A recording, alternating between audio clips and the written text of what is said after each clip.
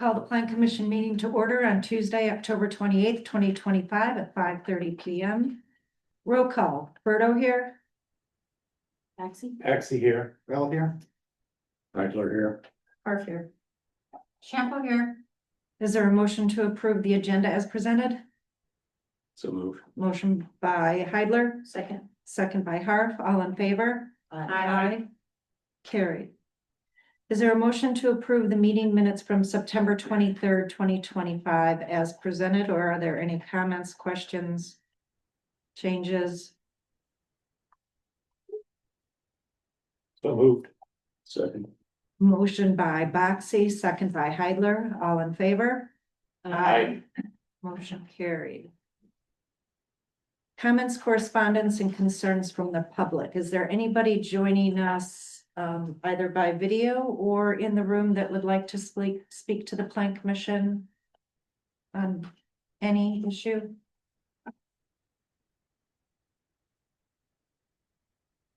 Anybody online, Julie? No. I mean, there's people online, but they haven't raised their hand. Okay. I would, at this time, I would like to give an update to the Plan Commission on the conditional use permit that was granted and moved up to the village board from last month's meeting. We forgot to put it on the agenda, so I'm gonna do it under comments and correspondence, so we can't have any discussion about it. The village board, there was a lot of discussion again. I know when we met last month, it went on for an hour and a half before we came to a decision. It didn't quite go on that long at the board. In the end, the village board removed the condition that the cottage closest to the water, pardon? Geocaris conditional use permit.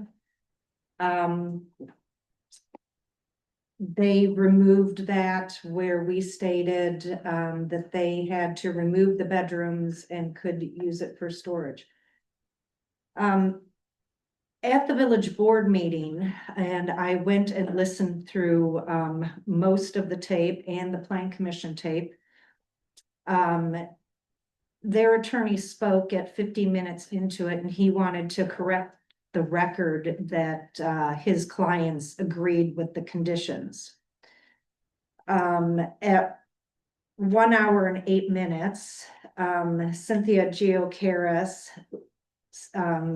was talking about pertaining to the cottage by the water. She stated that this was just discussion by the board. We did not submit any plan to change either of those two structures. A lot of discussion by a lot of people. I just need to redo this main house. I would like to move there and retire there. After she said that, I spoke and said, are you saying that the Plan Commission came up with the idea ourselves? I could swear we heard it from you. I guess we're going to have to go back and look at the tape. Then Cynthia stated again, we didn't submit plans. And I said, I know you didn't submit plans. I know that.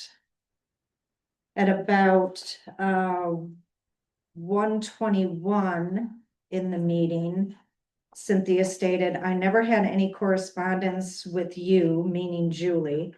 I would agree with Nate's interpretation of the builder and architect just going to trying to present me with options. I had no personal communication with anyone before that hearing. And there was a whole bunch of other stuff. And then she continued, I can't accept I have to gut another cottage that I was not planning on touching right now. At about 1:30 on the tape, I responded when we were talking about a motion. What I would feel comfortable with is if we don't send this back to the Plan Commission, is what I think, which is what I think we should do. But if the board does not want to do that, I think the second bullet point, converting the cottage to an accessory use for storage only. If we misunderstood that because it was in the email, I will probably go back and listen to the tape no matter what we do. If we got rid of the second bullet point, I could live with that as Plan Commission Chair, but not the other ones. So those are excerpts from the board. From the Plan Commission meeting. And 15 minutes and 15 seconds into that meeting, Cynthia is quoted as saying, "Our intention with the cottage by the water is to turn it into more of a boathouse and not have bedrooms. That one is extremely rustic at this point, and so our new home replaces those bedrooms. We would like to keep that building as a storage unit, kind of a boathouse for water things." So I wanted to read that into the record. I am going to ask the board for reconsideration because I think the village board was misled. And that's where that sits right now, and that's all I wanted to say. Thank you. Can you, I think you have that written down, could you send that to us in electronic format when you have a chance? It's handwritten. Nate. Okay, well. Can I take a picture of it, so I don't. I am make sure going that to, yes, I'm going to go through it more thorough to discuss at the board level, and that will be typed with times, and I will send it to you. Thank you. Yes.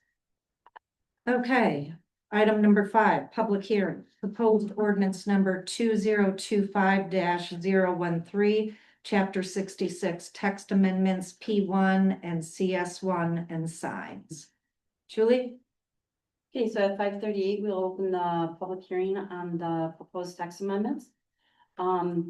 This is to amend section 66.0331 to allow marinas in a P1 zoning district and establish regulations for side yards and open space. To amend section 66.0315 to allow agritourism operations in a CS1 zoning district and create related definitions. And to amend sections 66.0710, 660711, and 660790, and create section 660712 and related definitions to clarify sign regulations. So the Plan Commission has met and discussed issues that they were having with the code. There's some things that were outdated, some things that were confusing or hard to understand, some things that weren't following trends. And they proposed the text amendments that had been posted on the village website. The ordinance, the draft ordinance would be ordinance 2025-013. And more specifically, number 1, the first major amendment would be in regard to the park district. It would allow marinas in a park district and allows for flexibility in determining setbacks and green space. At one time, marinas were in allowed use, but the use was inadvertently deleted when the code was previously amended. This would simplify how to calculate green space, and it allows the Plan Commission to determine setbacks. The second major part of this ordinance would be to allow agritourism in a countryside zoning district, which is where we find our farms, and creates associated definitions, or I should say that's where we find our farmland. And then the third is a major one regarding signs, and it amends the sign regulations to remove ambiguity and creates and revises definitions related to sign regulation. Specific signs proposed for refinement are window signs, awning signs, commercial center signs, multi-use development signs, and historic signs. I'm not going to go through the details, read them. Like I said, it was posted on our website for a couple weeks now. Plan Commission members have received it. It has been mailed directly to people in Park District and the CS1 district. So at this point, we would welcome any comments on the proposed text amendments. And after those comments, we can ask for clarification, then we would close the public hearing and discuss those amendments amongst ourselves. So is there anybody joining us tonight that would like to speak to any of these amendments?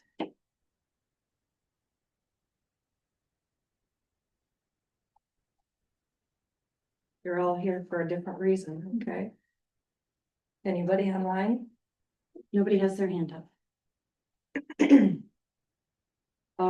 Yep, nobody has their hand up. Okay, all right. With no public comment, then we're gonna close the public hearing at 40 and talk amongst ourselves. Go, Skip. Only because you told me you already have I things. did have a couple of things that I think we need to take a look at, before we get all this said. And I'm just starting to try and pull up my information here, so, page 9 of our packet. Let's see, it's. I just wanted to note that the term low density housing is used, but nowhere in our codes do we define it. So I What think- line are you on? Well, that's, I was just, I think my lines changed when I put it onto this.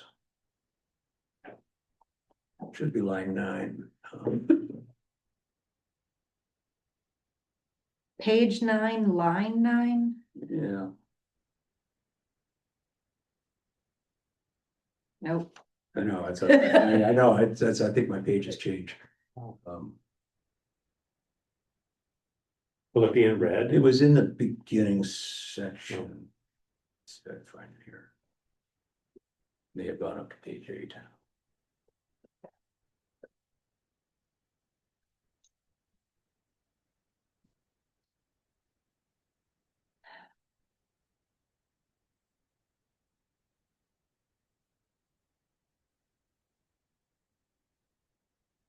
Okay, what was it called? I'm gonna do a control. We F just here. we don't have any definition of low density housing.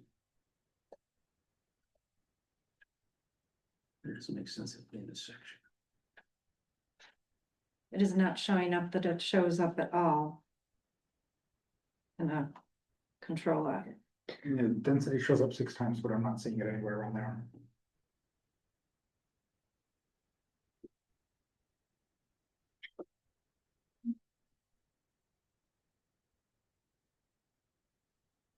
What we can do is address that when we're looking at our housing. Yeah, amendments I'm 6 months ago. going from that one. Okay, The awning signage.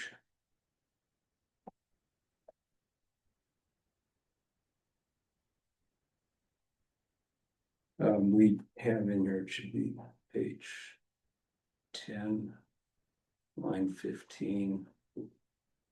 5, signage on awning should not count toward total signage. And I would suggest that because the way all of this reads and the discussions we've had, we consider signage on awning or canopy as specified above shall not count toward signage unless a permit is required. okay, So it'd be changing line 15, that last sentence.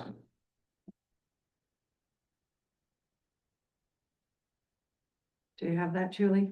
So I got the part signage as signage on awnings as specified above shall not count towards total signage. Unless a permit is required. Because what they're saying above, to summarize, is that if there's no name or logo, you don't need a permit for the flaps. But if you start to introduce essentially advertising, Right. we should have a permit for that. Okay. Yeah. And at that point, then we hit that 25% of the awning height and Right, counting that forward. okay. Same page, line 28.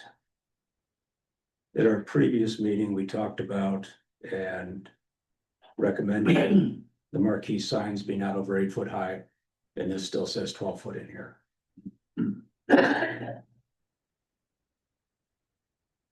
That's in the minutes from the previous meeting.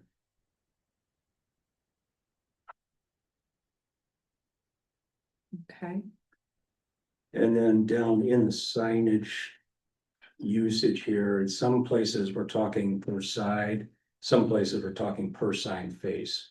And I think we should try to be consistent on that. Picking one or the other. For instance, line 32, we have sign face. Line 34 is per side. I like per side better. Personally, I don't know how anybody else feels. It does, mean, well, per sign face, if you had something was triangular, you're not limited Sure. right there. I guess per side could be interpreted the same way. It's not a mountain to die on, but I think we should just pick one or the other and use it all the way through. Yeah. So just, you know, if we do that, I'm gonna go through the whole sign code, because that's not just the ones we have here, but that would be throughout the whole sign code. We'd want to make it consistent. And that would be included in that final ordinance that goes to the board. Okay. And then the last one I have is on page 12. Oh, there's another per side on line 5 of page 11.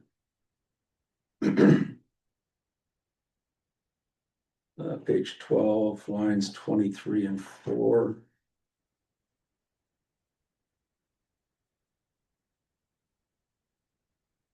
I would suggest that.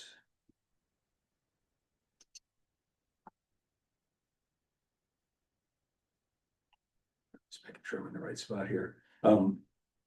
We talk about it being painted on or attached. I think that should be added when we talk about it, above. Line 12, page 12.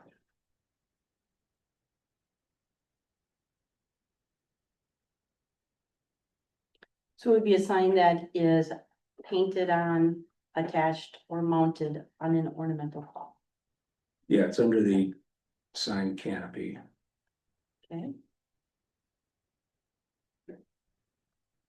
So instead of it just being mounted on an ornamental cloth, it could be painted on or attached to the canopy as well.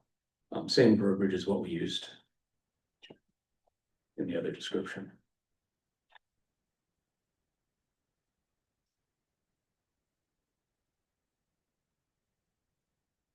Then lines 29 and 30. The sign size shall be the dimensions bound by the outermost confines of the lettering or image. Hold And on, line hold on a 29, second. delete or canopy. hold on, Skip, where are you at? I'm on page 12, 29 and 30, lines 29 and 30. And what do you think should happen there?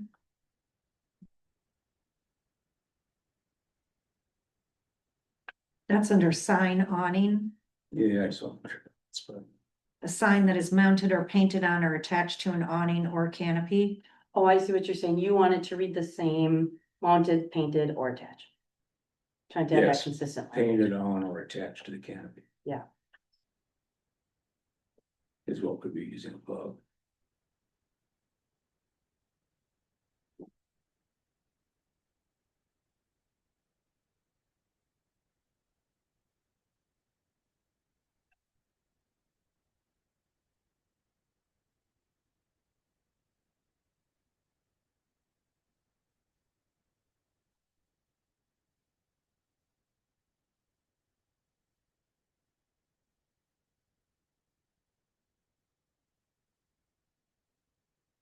So in that, sign awning. I think that we have to delete the word canopy since we're talking about an awning. Canopy's dealt with up above. Hmm. Or say awning or canopy. And then I think in this section, we should add. The same verbiage if the sign size shall be determined. Or should, by the dimensions bound by the outermost confines of the lettering or image. Just as we have on these 24 and 5.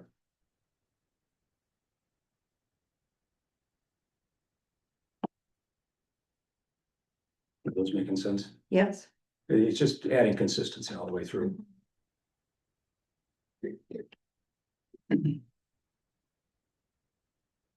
That's all I had, except to try and go back and find my low density word. Does anybody else have any corrections or comments on No. what was presented? So, just a comment that you said that we notified everybody in P1. We're the village is the only thing that has P1, correct? And the historic society. Okay. So this doesn't have that amendment doesn't really affect everybody. Not the P1, the P1 has very Yeah. few impacts on the public. So the, The countryside, of course, and there's not that many in countryside either. Those are larger parcels, so it's not that many countryside either. Yeah, I forgot about the Historical Society.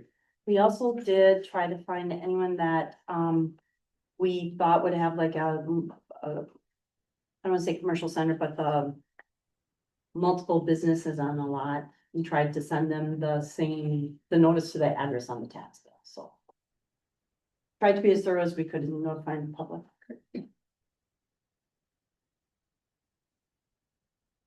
Okay. My turn, page 10. Line 33. So business or tenant signage. So if signage may be provided for each individual tenant business in a commercial center. In a multi-tenant building, each business shall be permitted signage up to 12 square feet, not more than 24 if it's two-sided. In a single tenant building, the business shall be permitted signage up to 16 square feet per side on the interior of the shopping center facing the parking lot. We're not changing that. That was there. I don't remember us, why would that be different? If it's single, why do you get more? If it's multi-tenant? That's a good question. So that's how the code has always read. Right. Yeah, and, I think last time we just probably didn't pick up on that to discuss that change, but we can certainly change that. I think in my mind, it was probably written that way because you didn't, if there's multi-tenants and each one had, let's say 12 square feet, you could have quite a bit of signage. Whereas if you have fewer tenants, you could have the signs be bigger and still not have excessive signage. So I think that's what. But we're the code talking about covers. commercial center signage, so it can Mhm. only be in that place, so I think it should be consistent and be changed to 12. Does the commission agree with that thought process? So that would be the single tenant getting a 12 as well. Yes. So everybody in a commercial Seems- center That gets seems 12. consistent. I think from an enforcement standpoint and from the people in that commercial center, it's easier if they all just have the same Right. rules. Right. Okay. On page 11. Line 5. Now, this is signs used for multi-use developments. The ground sign shall not exceed 48 square feet. I don't remember specifically having that conversation on why it's still so large. My recollection was, you didn't want them as big as the commercial center, so this is half of what you would allow if it was a commercial center. 36 would be half. Yeah, you're right, sorry. 72, you're right. And just so everybody knows, we did discuss the 72 last time, and I did have staff go out there and actually measure the sign at Country Walks. And she's pretty short, and we don't have a pole to measure height, but from what she could tell, that was indeed still 72 square feet. That's why that was not changed in the code. There are 4 or 5 signs. Was one big structure, the one with Piggly Wiggly on it on Highway 42? It's much bigger than you Yeah, think. there's also the other one right on the corner there. When I started paying attention, there's a lot of signs. Yeah. Yeah. So, I would feel much more comfortable if we reduce that to 36 for signs used for multi-use developments. So it's roughly a 6x8 sign at 48.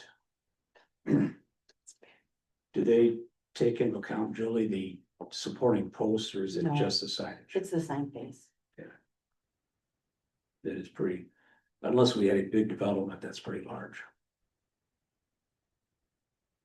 Any objection to that? No, Okay. I'm good with that. Okay.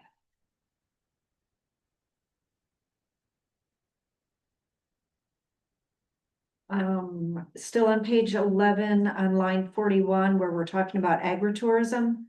Agriculture with tourism, where visitors go to farms, ranches, and other agricultural businesses. I don't think we really have ranches, so I'd like to replace that word with orchards. That's certainly much more of what we have.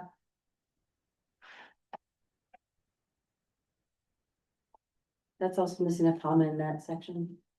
I'll add that. Oh, yeah, after activity in the first sentence, yeah. So I would suggest we keep that in, but add, Branches, not knowing what may develop. Why limit ourselves unless we want to exclude okay, horses or equine? okay, all right, but we add orchards, okay. Wouldn't they also be under other agricultural businesses too? Meaning, Yeah, so I mean, like, are we getting? By being Too specific. nitpicky, yeah, But I mean, sometimes when we're so specific, there's a use that we haven't thought of that then somebody looks at it later and says, well, you named these two items, but you didn't name this one, so. We don't think that that one was actually a use. I guess either, maybe we should brainstorm and see if there's any other ones we want to include on there if we're gonna start getting that. well, I just figured, we have farms and we have orchards, I mean, orchards are a big thing up here, so that at least should be added. What if we said farms or agricultural businesses, and that's, And just leave it at that, I think it leaves it. I think that matches our intent. okay. All right, So just let me throw it out there then, if someone wanted to have a horse riding dude ranch. We seem to be cutting that off as agricultural, right? And that, no, it Kind of- probably would fall into the other agricultural, okay, Yeah, I We would would- say from a code enforcement position, I would look at, or administration position, I would view that as other agricultural. but just to be devil's advocate, agricultural feels to me like the growing of crops.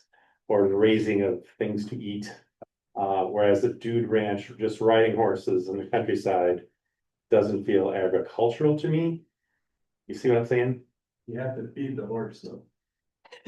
True. but they might not grow it there. Anyhow, I just throw it out there. I'm good with having the other agricultural. okay. I think, Steve, just real quick, I think the part about or other rural experience might help. If that's ever a question. Yes, true. Okay, yes. I think that you actually have a point there, Steve, because agriculture is going to be the raising of animals for food. Yeah, So we're, yeah, that kind of eliminates the horse riding. Yeah. All right, so then what do we want then? Keep branches in. Okay, Yes. Add records if we want to make it obvious, but. Yeah. Good fix. all right, so we did a whole 180 on that, or 360.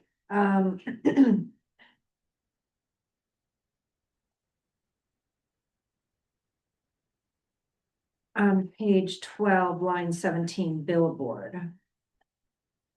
We describe a billboard as a sign which directs attention to a business, commodity, service, or entertainment conducted, sold, or offered at a location other than the premises on which the sign is located. I don't think a billboard is always an off-premise sign. And so I would like to,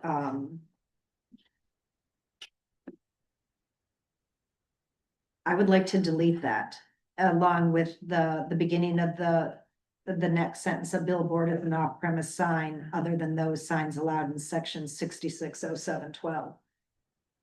Well, if I'm reading this correct, it used to say sign off premise. Right.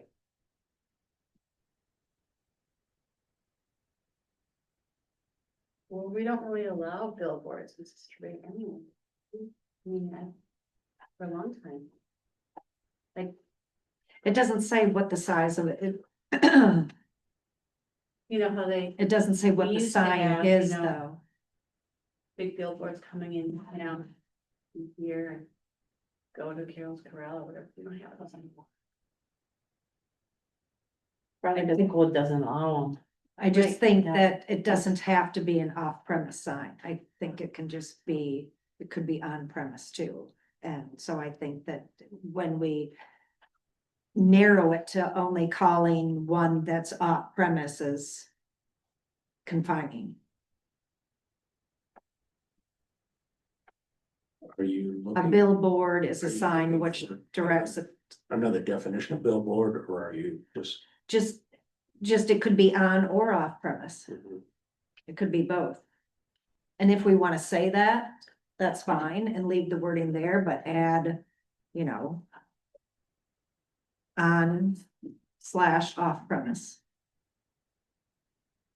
Are you looking up the definition?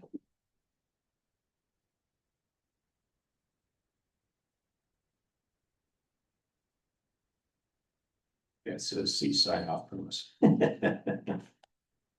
So that's why we need a new,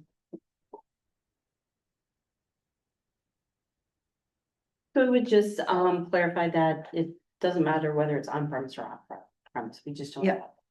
yeah. Okay. And then under canopy, amend canopy, add sign canopy. I think we need to change the word, especially a window or a door. I think it should be specifically a window or a door, not especially. Just change that where appropriate. And that's all I have.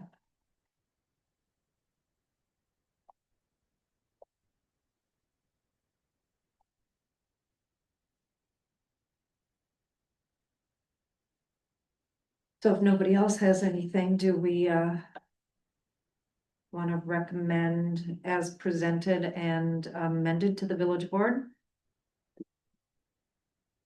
Make that motion. Motion by Bell, Second. second by Shampoo. All those in favor? Aye. Opposed? Carried. Okay. 6B, planned unit development, Nick and Mary Devley, approximately 17 acres east of State Highway 57 in section 8. Okay, so we saw this presented, or the initial presentation several months ago when they were looking for some consensus on using the road to access their proposed development. Since that time, they've spent a lot of time revising plans and the engineering drawings and trying to figure out how to keep the infrastructure lower in cost. And they came up with the proposal that was in your packet. I did talk to them about, what's the best way to do that? Is it a subdivision? Is it a PUD? And when you're looking at having multiple different types of housing, plus they're adding the parks and the dog run and things like that, I told them the planned unit development was probably the way to go, especially if you weren't meeting, if you couldn't meet all the setbacks, you can go with a planned unit development, and then the plan commission can give relief because it's a special approval, right? It's a planned development that we all agree on is how it's gonna be developed, and what the setbacks are, what the locations are, what's gonna be in there. I did go through, you saw a very extensive staff report. I went through the code, because there's a lot involved when you're looking at a planned unit development. You can see pages 5 to, I think they go 5 to 21. Went through everything, do they meet the requirements for a planned unit development? And they do, they're just missing a couple things before it would go to public hearing. They're gonna have to get us some elevation views. We probably wanna see a landscaping plan. Other than that, they pretty much have everything we need. You did receive, this was sent to you yesterday. I sent it to you, and today I think Sarah sent it to you again. But the floor plans that were submitted. Because then you see the plan that they had submitted, it talks about A buildings, B buildings, C buildings. So they submitted the plans to give an idea of what size would those buildings be. And just real quick, I'm gonna run through those because they were not in the staff report, but for the record and for the public. The A houses or the A buildings, there'd be 11 of them. And they would range in size from 700 to 900 square feet. So that's a little smaller than what we normally would allow, but in a PUD, we would be able to allow something that small. And I know we had talked previously about having smaller homes and allowing smaller homes, so I think it's pretty consistent with what we've been looking at doing. Those A houses would also have a common courtyard, and there would be a 10-unit detached garage. So to keep those home prices smaller, you're not attaching the garage and you're making the buildings themselves smaller. these would be typical of those starter homes during like, the war era. That, you know, or a smaller home, basically. The second set of plans, were the B plans, and let me back up. So when I say 11 total, that's 11 plans somebody could choose from that want to build in the area designated as A homes. So there's 11 building plans they could choose from in that area. The B plans, there's 8 different, floor plans they could choose from. Those are a little bigger, they're 1,100 to 1,300 square feet, and those include a 1-stall garage. Those are in a wooded setting, so they're, a little more, I think you're seeing the floor plans, they go up a little bit in price, size is getting bigger, location is getting a little nicer. The C plans, there's 10 plans in total for that. I think that's right, 10 plans, or do I have that wrong, or 10 houses? 10 houses, right? There's 10 houses. 10 houses, okay, so I had that wrong. Number of plans, but there's 10 houses, there's 11 homes in the A. there's Yes. 8 homes in the B, and Right. C. So- There's some have more plans to choose from, some have less. Right, so I had that wrong. So at A plans, there's 11 home sites for A. And then you saw the plans options that they had. The Bs, there'd be 8 total homes, and you saw the plans that they would offer for those. The C, there would be 10 homes in that area, and you saw the plans they offered. Those have a common courtyard, playground area. Those are a little bigger. They're the 1,300 to 1,500. It's a combination of ranch and 2-story homes. So it could be a 2-bedroom, 2-bath ranch, or 2-story, 2-bath, 3-bedroom, and they would have attached stall garage. They have the R1 plans, and there would be 10 of those buildings. Those are, again, going a little bigger, 1,500 to 1,800. A combination of ranch and 2-story. They would all be 3-bedroom, 2-bath, attached 2-stall garage. And then the duplex plans, there's 8 buildings, which would be 16 units. 1,100 to 1,500 square feet. Those are 2-bedroom, most have attached 2-stall garages. So you've seen the plan or the design, you've seen the size homes they want to put out there. I don't have anything else to add because the staff report was pretty thorough, I thought, but I did want to just make these corrections for the file. That the property, I had the property a little bigger. The property that is being developed would actually be 14 to 15 acres and would not include that wooded area. That would go with Mr. Devley's farm. And then the other one is, Mr. Shevchak did get a hold of me and just clarified that the building setback from the 40-foot right of way will be 25 feet. The road itself is 23 from curb to curb, but the building setback itself is 25 feet from the right of way of the 40-foot road. So, which is drawn on the plan, so. And when we had the conversations about cluster housing or for Wilsey or whatever, it was R4, that's what it was. Was that 10 feet from the curb or 10 feet from the sidewalk? What did, You know, I remember because skipping on my back and forth on that, I think we were Yeah, talking about. How the about length of like the you know, road. you could park in the driveway? Yeah, I think it was 20, I think you said 25 feet, I think it was. I wanna say it was something like that because it was a little 20 bit, Yeah, 20 would be the minimum yeah.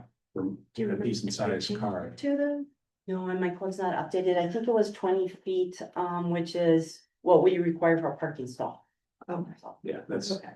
so this is what they're proposing, even though it's not meeting that minimum setback, it's a PUD. It's still more than what we had done in R4. Correct. Okay, Yep.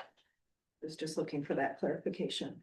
And then too, with the roads being smaller than we've seen in new developments, you're gonna have slower traffic. Right, You know, you're not gonna It's have not as a- much hazard as we have. right. Because wide road mean people drive faster.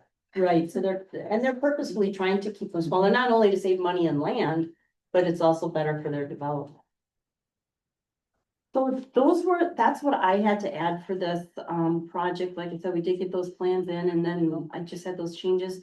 Mr. and Mrs. Devley, the landowners are here, as is Paul Shevchak from Portside, who is the one who's been working with them on the design of the property. So they're here in case there's questions or if we need more information from them. From a staff perspective, I think as long as we can get elevation views and a landscaping plan from them. In my opinion, this is ready to go to public hearing. I just had a serious problem. Her computer crashed. She lost it. And I'm sure you had all your notes on there. Yep, Would anybody in the plan commission like a printed 11 by 17 of the site plan? If you have a visual, sure. Sure. You just need plugged in to kick it back or. no, it just, it didn't go black, it went up purple or whatever color that is, so I'm gonna Thank you. try to open it up again. Yeah, I have one, it's in this one. Okay, thank you. And on those plans, it's hard to see on some of the numbers for between buildings and so forth, so I highlighted in yellow the numbers that I wrote in red, what the numbers say, so it's easy to see. So you can see like between the Bs, there's like 18 feet of space and Cs. There's 20 feet between the duplexes. And you can see like from R3 to the property line is 57 feet. From D9 in those buildings to the property line is 43 feet. Again, there's 25 feet from the road right away to the building. And then with the 23 feet back to back curve and the 20-foot right away, you got 33.5 feet from curve to the part of the building. And those boxes are set up so that no matter what plan we pick out, it fits either the width and length, so some will be a little smaller than the boxes.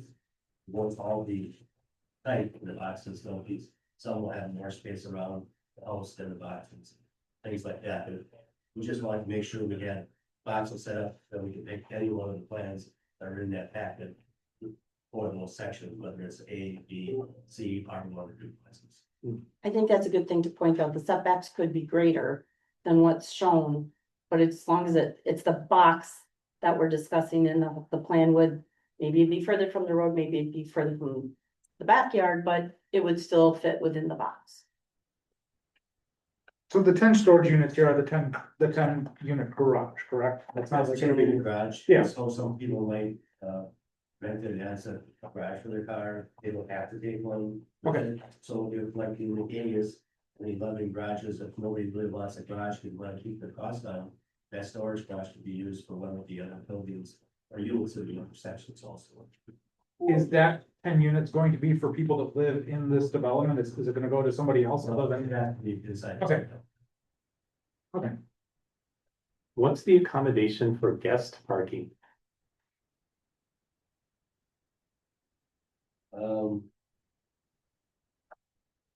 So yes, so then you naturally most. Not the A's. So just to be clear, I'm assuming that the streets aren't. There are parking spots on the street. Is the streets parkable? I guess. Street parking. So Is there street parking? Okay, so most vehicles, you're gonna have, it wouldn't be close, because you got a 20, 20-foot,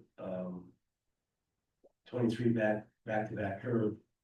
You get 23 feet of blacktop, if you've got, two cars like passing each other, and most cars are 6.5 feet, you gotta have some space in between it, and then if you have a car off to one side, it would be close to being able to do that.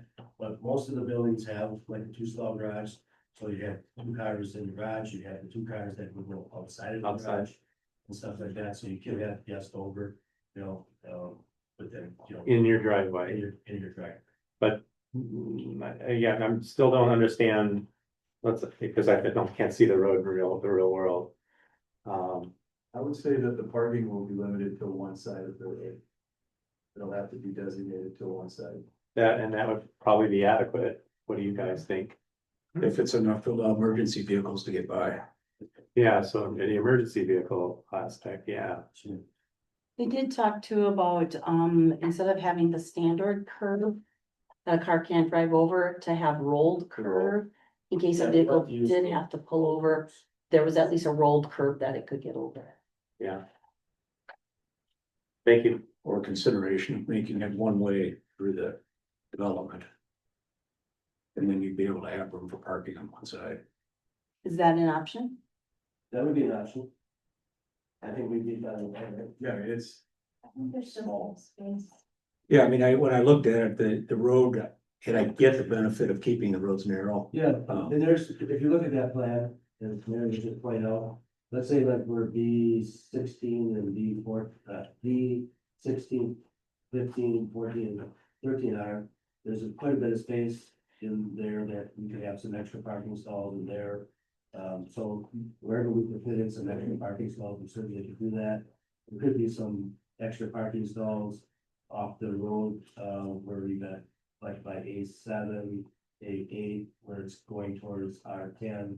You know, there's a lot of space in there, you could have some extra parking stalls. So I think we could, if wanted to be, you could get a number of spaces. There could be some parking spaces between A6 and A7, between A3 and A2.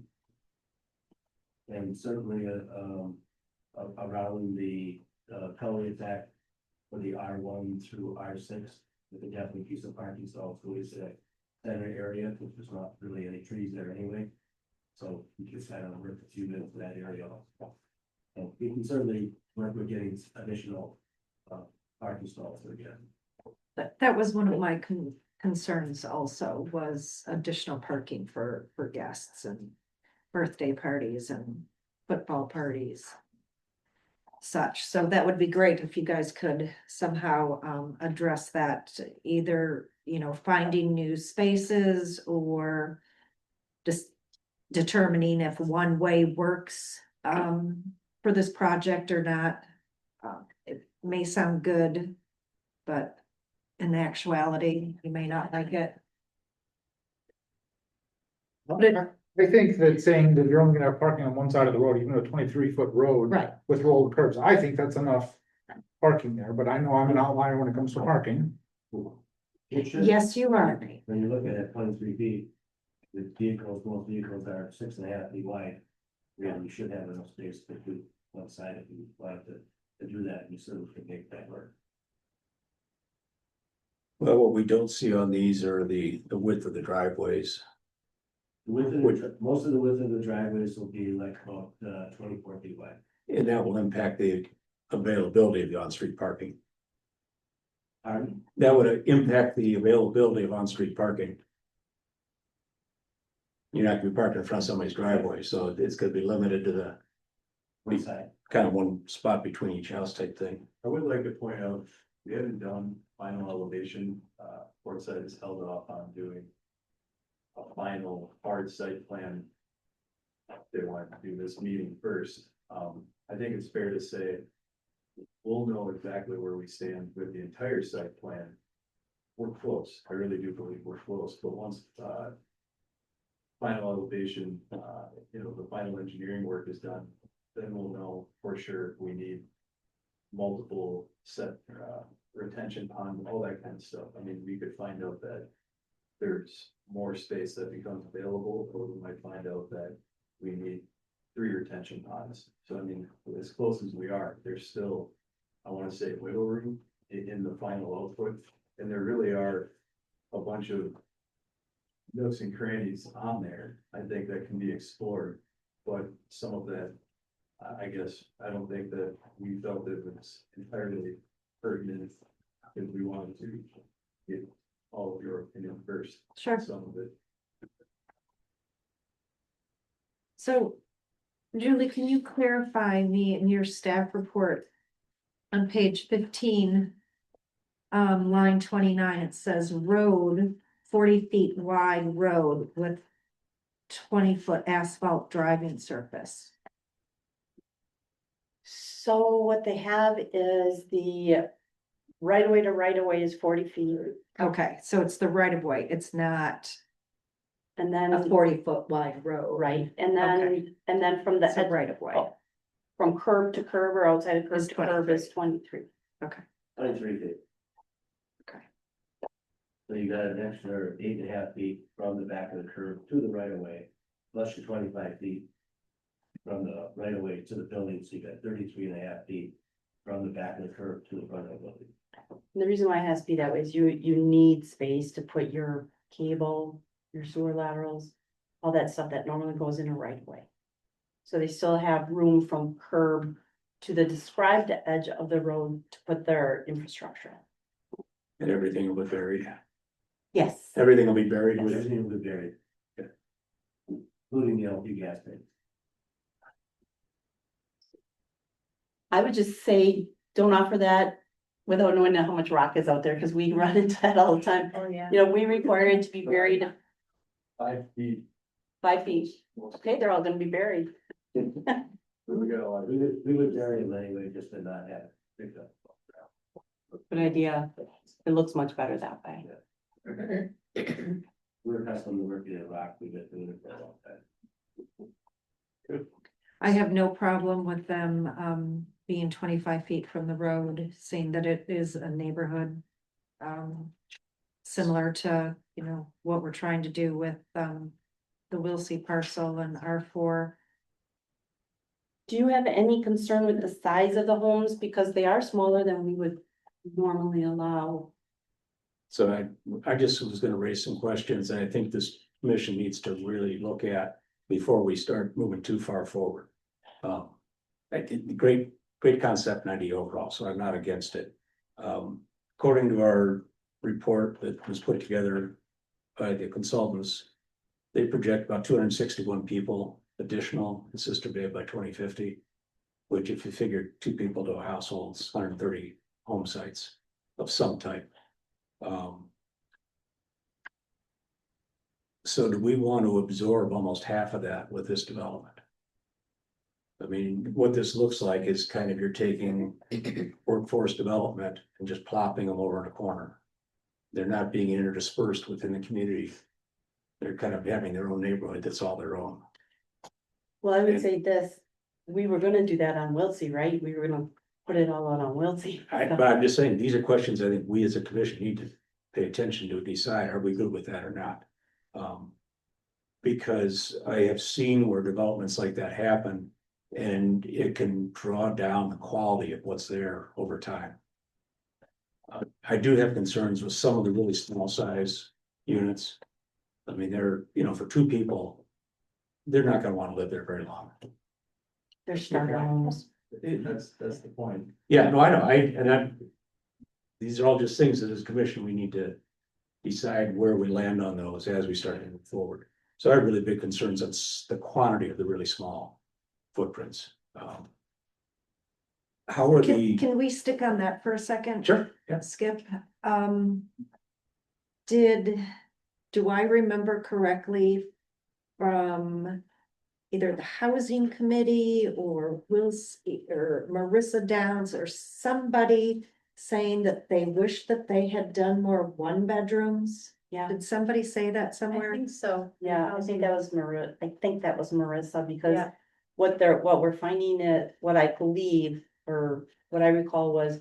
Because there's not enough 1-bedroom, people are taking 3-bedroom units, paying too much and taking them off the market just because they need a place with a bedroom. The study showed a demand for the 1-bedroom. You know, I know, so I work with the housing committee as well. And we, you know, had plans drawn up for 1-bedroom, 2-bedroom and 3-bedroom. Based on the study that was done. So the study said you need X amount of 1-bedroom, you need X amount of 2-bedroom. So we know there is a demand for the 1-bedroom. And then the other side of it is housing is so expensive. Starter homes cannot be, I mean, my first home was 732 square feet, 2-bedroom, 732 square. And that's what I believe the Devilies are going for, is a place so somebody can get into a home. And then eventually move on, right? Family grows, you get a bigger home, but at least get them into that smaller home, is better than no home. You know, and get them into home ownership and everything that comes along with it. You know, we see higher education rates, we see less social problems, et cetera, with home ownership. So I know with the housing committee though, yes, we looked at, there is a demand for the 1-bedroom. there were the comments, they wish they had more one bedroom. You know, sometimes it doesn't pencil out, but when we looked at the home sizes and you started looking at like 700 to 750 square feet, et cetera. I'll tell you what, they're still really expensive. But the only way you can keep it somewhat affordable is to make it pretty small. I think the floor plans they gave look pretty spacious, to be honest with you. A lot of open spaces, not really the small boxes I think of years past. I think of my grandparents' house and how everything was rooms divided, you know, there's just rooms everywhere. There, it wasn't that open space concept to make it feel like there was more room in there, so. Just give that feedback, that's what I know. So that's why I wanted you to stop there, because I thought I had remembered that, so I think one bedrooms are pretty important. Okay. And I point out too, the project is set up to be kind of diverse. You know, as we go through the project and go through the phases, if we see more than one product being the dominant, we can adjust where the one bedrooms, you know, they might fill into maybe some of the Cs or whatever. You know, we can do that, but basically the duplexes and the Ds are set up more for more of the retirees. They're downsizing out of their bigger houses. They want somebody to cut their grass, plow their snow, do some things like that. So we have that kind of more set up for the wood setting, especially with these, the A's, the C's and the R's are more for the families. The person that maybe is a single, just wants their own space, with the A's, or maybe, you know, two single people or whatever, just young couples starting out. And if they get, you know, one child or two childs, you know, they might go into the C's, and as they go into the 3 bedrooms, you know, where they're more established families. So we're trying to keep it diverse for a lot of different products, because when you do that, the project has a better chance of being successful. You do it all one type of product throughout the whole project, it's gonna first of all take forever to get it's so low. This doesn't help either the developers or the municipality as far as putting tax revenue and so forth. So you want to have a diverse project, and then you also want it to be where you can, you know, see what the market is telling you to do, and then adapt to that as you're going through the project. So that's, you know, with the boxes, we can kind of mix and match a little bit once we kind of see what the market really is. So just, that's a, something to clarify there, Paul, is. So you're not going out and building all of these at once? No. These are on demand, or as you see what sells? So right now, with all the projects that they've been doing, the Smiths Spoon, the Orchards, Cherry Hills, etc. Even Geneva Ridge, we worked with the city at Geneva Ridge, come up with this workforce housing. We didn't put up any specs. We sold everything off of paper. We get a pre-sale, we do that. It limits your risk, limits the carrying cost, and has a better chance of the developers and the village being successful. So we do nice renderings of the buildings. We're able to sell off of paper. We got people that know how to do that, and we get pre-sales and we build it as we're getting sales. So if you're, so it's not like you're building a bunch of one unit, one bedroom, and then they don't sell your stock with them, you're doing it as demand. Yeah, Is there- that's the best way to figure out what the market is. Then I got the budget, what the market is telling you to do. Okay. So with the experience that you got up to this point, what do you find is roughly the cost per square foot on the 700 to 900 square feet and on the 1600? You know, it's a lot has to do with that before I can give you the exact numbers. I was just looking, First off, you want to see the plan, you know, just someone get approved. Then I gotta price out all of the infrastructure, buildings, both from a cost standpoint, sales standpoint, sales commissions, all that kind of stuff. But our goal, hopefully, is to have the smallest ones, under 200, and the most expensive ones, maybe in the 4s. I don't want to, you don't want to see anything, no matter how big it is, be over, you know, 5. So somewhere in that range between, you know, maybe under 2, you know, somewhere under 200 to somewhere under 500. So that's the price range with all the different products, sizes, has a garage, don't have a garage, 700 square feet, 1800 square feet, it's gonna be somewhere in those price ranges. Yeah, well, that's why I asked range. I wasn't trying to pin you down. How will the infrastructure, road, sewer, water, how is the cost of all that borne? So basically, we're gonna be, if I look at, you know. It's quite a few years now, whether I did a project in Michigan, Luxembourg, going, and doing a lot of it in the Sturgis area. We've been getting assistance, from the municipality. Air is usually the one that works the numbers, you know, for the municipalities, for the TID funding. We can't tell you how much, or if whatever we need for assistance until we do the whole.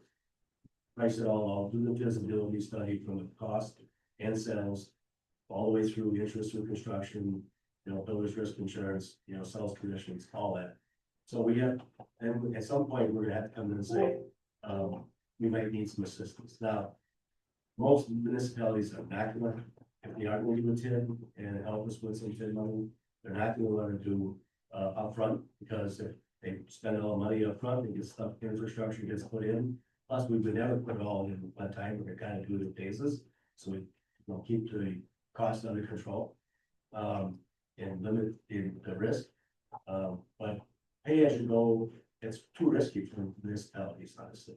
So there's some projects that we've done with municipalities, they'll do some upfront, and most of it is pay as you go. So as we get occupancy permits, you get a certain amount of dollars for every occupancy permit, help get the cost back, or get the money back to help make the project work, and keep the sales prices where we want to keep them, so the project can be successful, and help the communities, help the people that are working here, but also people that, you know, getting older and, you know, they want to get, you know, rid of their place, and they want to have a place where they can stay, you know, maybe they're snowbirds or whatever, and they're here, you know, 9 months a year, 8 months a year. You want somebody to cut their grass, plow their snow, take care of them. So we're trying to get both sides of the park. So essentially, you're bearing the cost of the sewer, water, all that. Yeah. To get to the property. Skip, there's also an option too, just like we talked about, at some meeting recently, I don't know if it was the board or where, that, like, there's going to be an extension down Highway 57. And so all the people are going to be, it's a special assessment, and they will have to pay for that going across their linear footage of their piece of property. Right. And they have 10 years to pay on it, basically. But that's different than putting in all new sewer and water into it, But something owned by somebody. that is an option also, that they could, Julie just said. Right, This is in TIF too. And if we read the definition of a TIF district, then I can tell you just based on the number of units. And so forth, based on other projects I've been working on and so forth, we're gonna need some assistance. I don't know how much.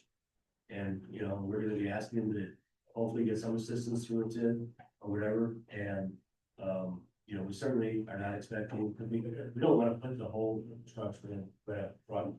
That would be taking too much risk. I would never recommend to a developer to do that. If you do it in phases, you're keeping your insurance through construction and carrying costs, you know, limiting your risk, and basically, you know, we're gonna be looking for some assistance. I can't tell you how much we're gonna be looking for till we do the whole feasibility study from the cost of the sales.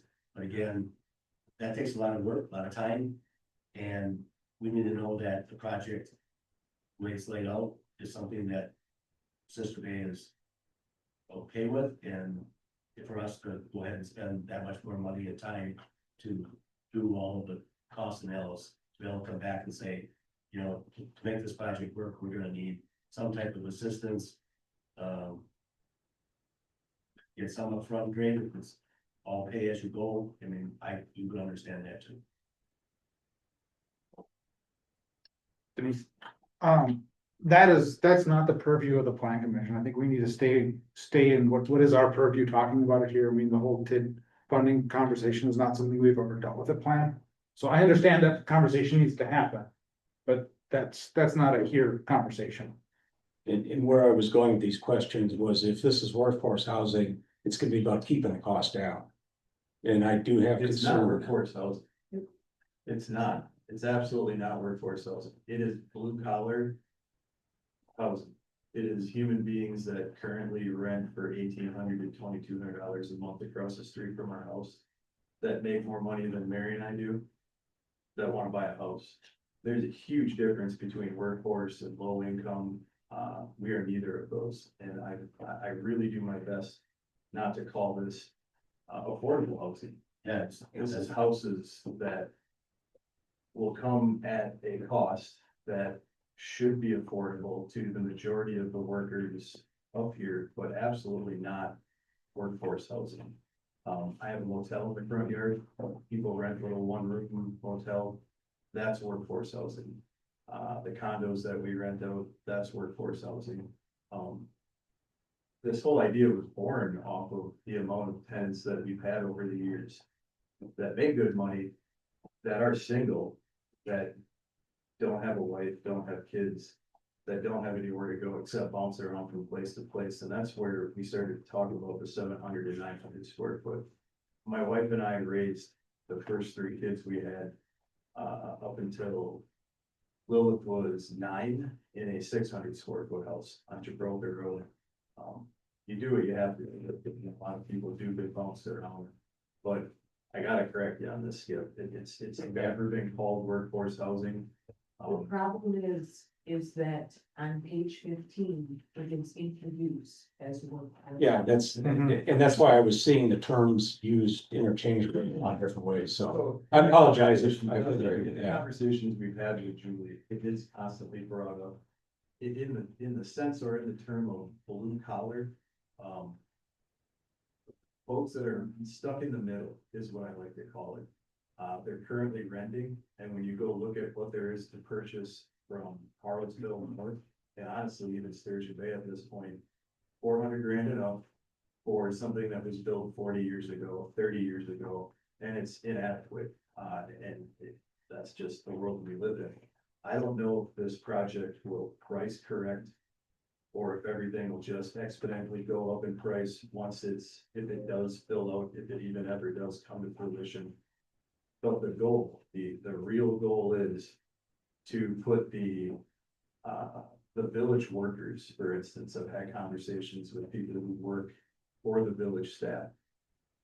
All of those types of folks that are in that middle ground, okay, that can get pre-approved for between 225 grand and 325 grand, and when they go to a realtor and they say, I'm pre-approved for this, the realtor says, Yeah, nothing there. I don't know what you want me to tell you. There's a place on Maple, 1 bedroom, multi for 400 grand that, you know, you can move into.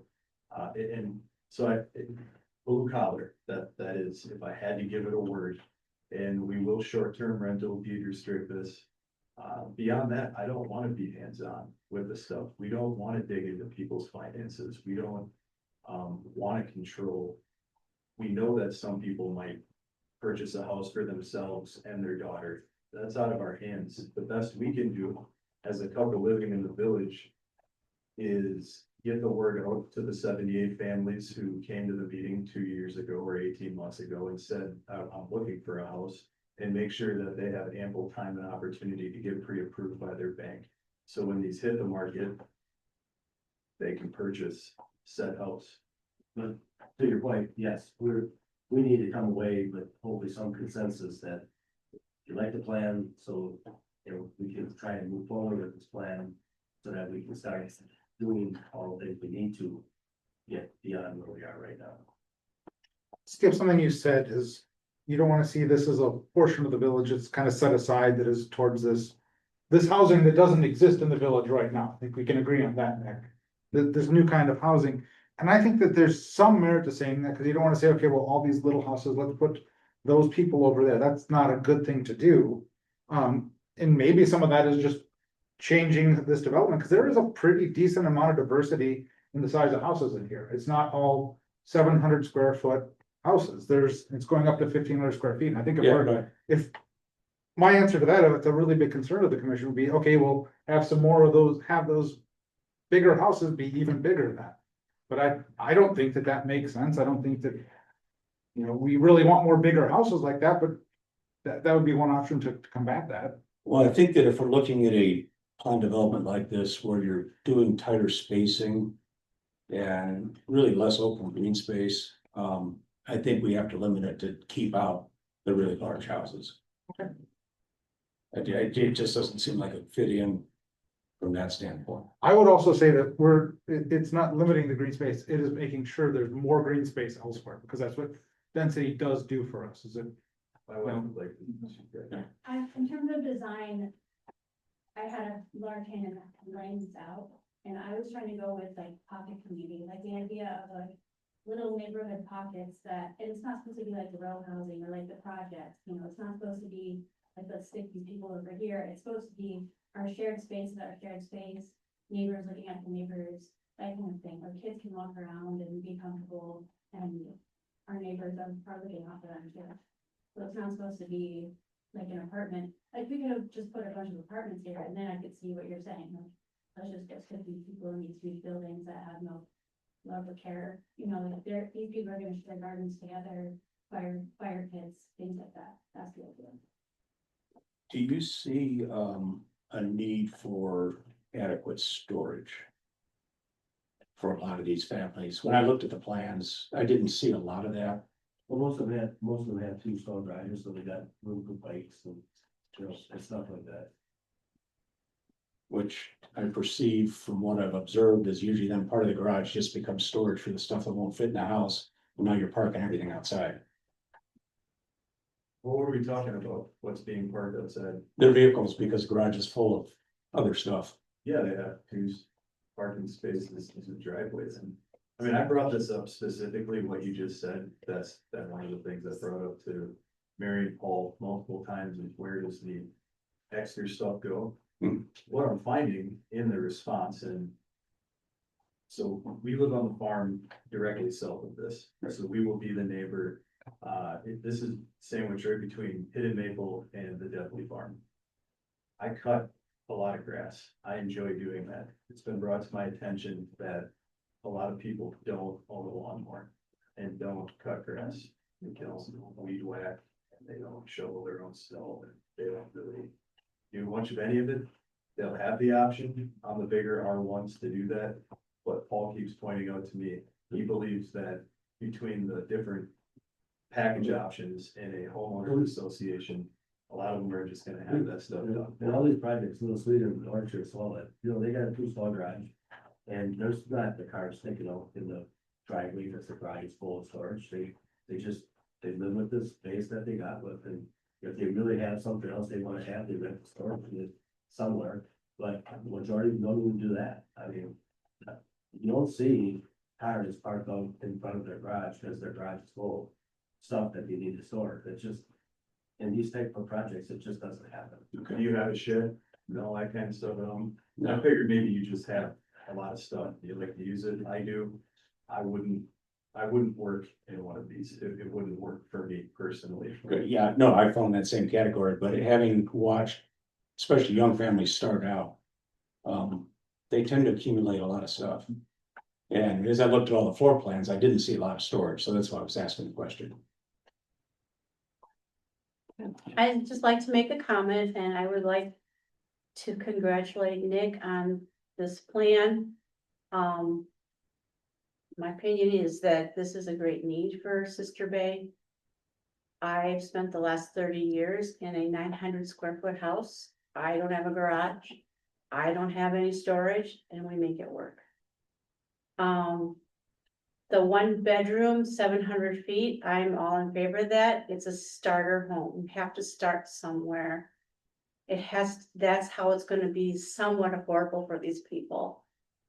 I think that as far as worried about putting all of these people in one place in the village, I think there's gonna be enough diversity. We're gonna have retired people, young couples, families, singles, in this big community here. So it's not gonna be just, you know, the people that work in hospitality or, you know, or just our worker visa or whatever, but there's gonna be retired folks as well. So that gives it a nice community feeling as well. So I think this is a wonderful thing for Sister Bay. It meets a great need. This is gonna help the community and it's in a good place in the village. And I just, I'm all for it. I think it's great and they did a good job planning this out. I concur. Thank you. Did you have more? No, not that's really pressing on this. I just, you know, kind of general comments that I think we're gonna find a lot of the trees that they're hoping to save won't survive the construction. Because of the closeness of everything that they're doing. I mean, anything that you get in under the crown of the If tree. Nick can save a tree, He he can is save it. going to save a tree. Heard more about saving trees than I have. And what Mother Nature does beyond that, we have no control. Well, I just haven't lived the frustration of telling the builder to stay away from the trees and they killed half of them, so. I don't think I can recall another site plan that had save tree on it. Correct, Mhm. correct.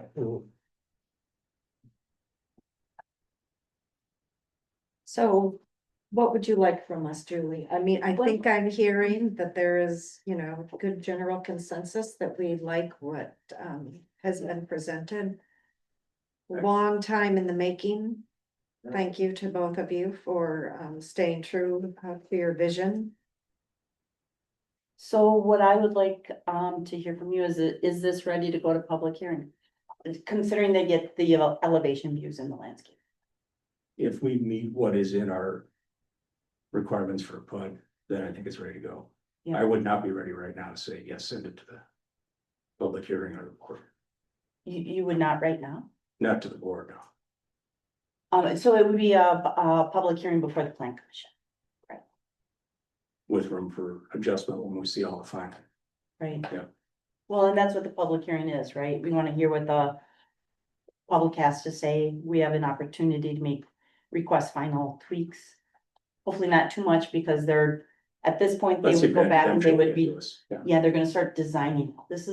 That's why they're here before they invest big bucks in engineering, more detailed engineering, et cetera. So this is like, okay, are we ready to start spending the big dollars and get this before the public and the board?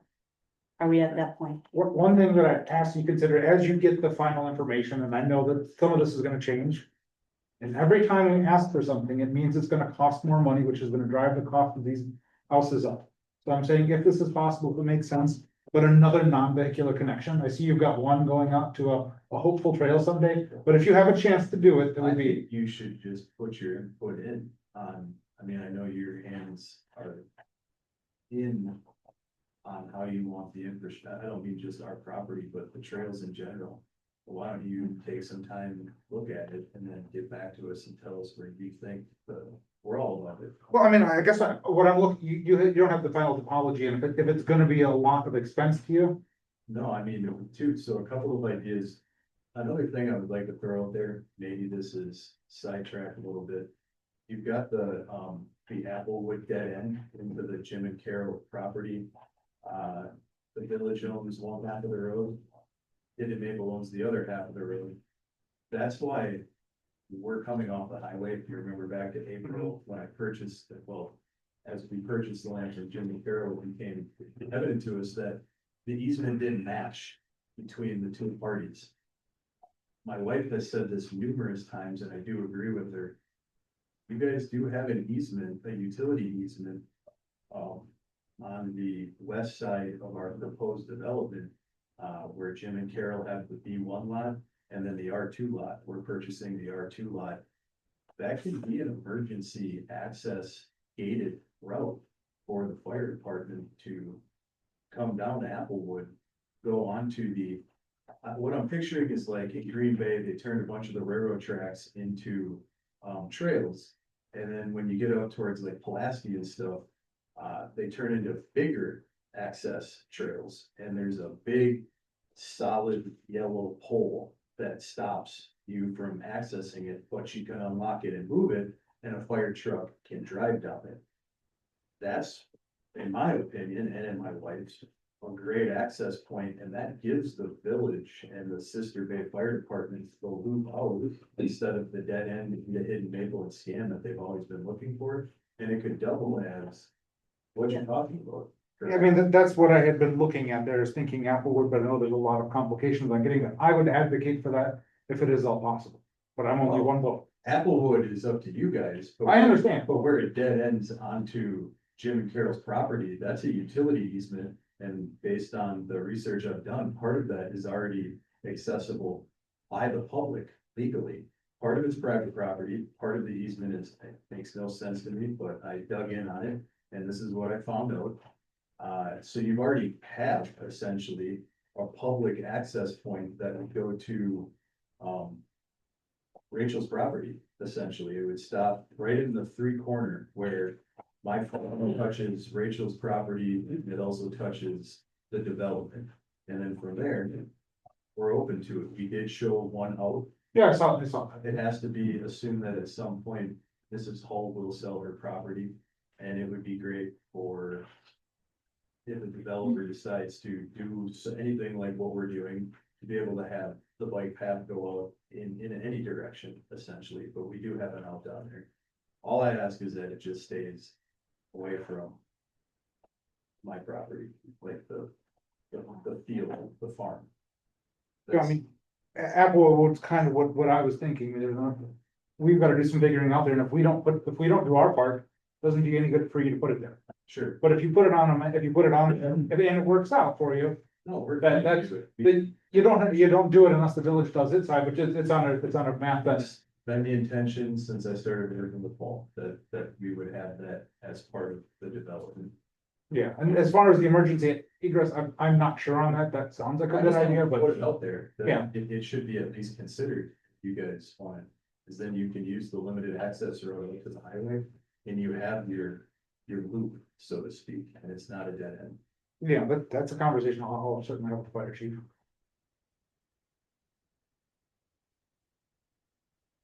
Okay, so we want to schedule a public hearing for next month, given that,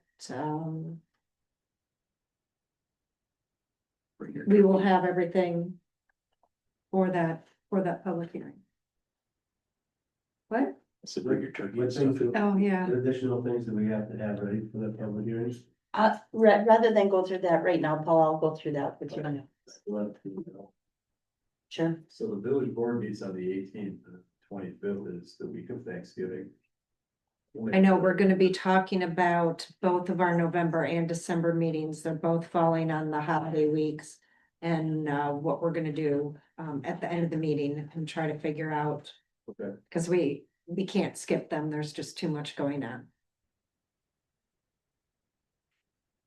Can I just say one thing? Just a comment on the TIF thing. I have had conversations with Nick. There's, we talked about the pay as you go. There's also a bill that's out there right now, which would specifically for, sorry, Nick, workforce housing, which in our mind is the teacher, the ambulance driver, the restaurant worker, the I factory guess when you worker. get here, Yeah. the definition changes to.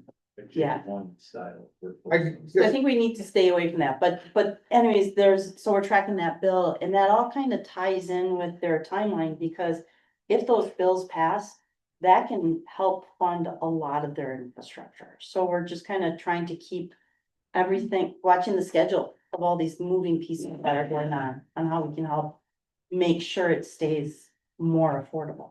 And that was one of my other questions, it's on how TIF affects village finances. Sometimes good, sometimes bad, as we found out last year. I guess something I'll say that I haven't said in a while is the plan commission doesn't deal with finances. I mean, And I understand that, but we have to understand the impact of decisions we make on the village. And plan commissions typically deal with tax incremental districts, how they're funded, how they're planned out, things of that nature. So we just don't get, like Nate said, we don't get into the dollar part of it. So, which is crazy, but it's, at this point, it doesn't even pay to talk about it, because we have to get the plan, see what it's gonna cost, and look at our options. Okay, so you, general consensus, and we're good? We're good? All right. Okay. You have a hard copy of that, so I don't have to scroll off, thank you. Okay. 6C, site plan and architectural review accessory use to existing business Northern Haas, 10388 Fieldcrest Road. Okay. Hello again, Sarah. It's been a long time. Happy to be back, bringing my food ranch plans for tonight. That was nice. So. Hi, Nick. Alright. Sorry, I'm a crasher. The applicants, gave us some pretty good, photos, plans, etc., presentations. There's always excellent with doing those presentations for us. Those are all in the packet to help you understand or see their vision that they want for this property. What they did was they purchased the property next door to their wedding venue, the business that they have right now at Northern House. And what they would like to do is, and that property has been vacant for a while. It's kind of a large workspace on the bottom, and if you're driven by, you know, it always had the tie back blowing in the wind, and they bought it to try and clean it up, but what do you use it for? So they're viewing this, or I do this kind of accessory to their other business. And as you can see in here, it's small space, something that perhaps like the bride could go there with her bridesmaids and spend the night, or different uses as she has outlined in that I outlined in the staff report based on Sarah's information. I do want to just clarify one thing. Sarah did point out to me that catering area, that small area, it doesn't have a kitchen in it. It's more purely a catering kitchen where people would, if they're gonna have a dinner brought in, it's a catering kitchen. You're not actually preparing meals back in that kitchen. So I don't know if it really makes a difference, but we did want to clarify that for the record. So, use, its own large lot, this type of use, if we allow it, would require, or we should have a development agreement on it. The parking based on the information Sarah had presented in my review of the code, we differ on the amount of stalls that are required, but nonetheless, she has what we would require. There's no shortage there. And other than that, I think everything is pretty self-explanatory. Sarah and her husband are here in case there are questions. Other than that, that's all I have for you. So I think the biggest question is, because it's large lot, is should we require them to combine the lots into one parcel? So it's an accessory use. I would say this, that is the cleanest thing for the village, because, and I don't know how that affects you, Sarah, but from our perspective, you know, the accessory use has to be on the same lot as the principal use.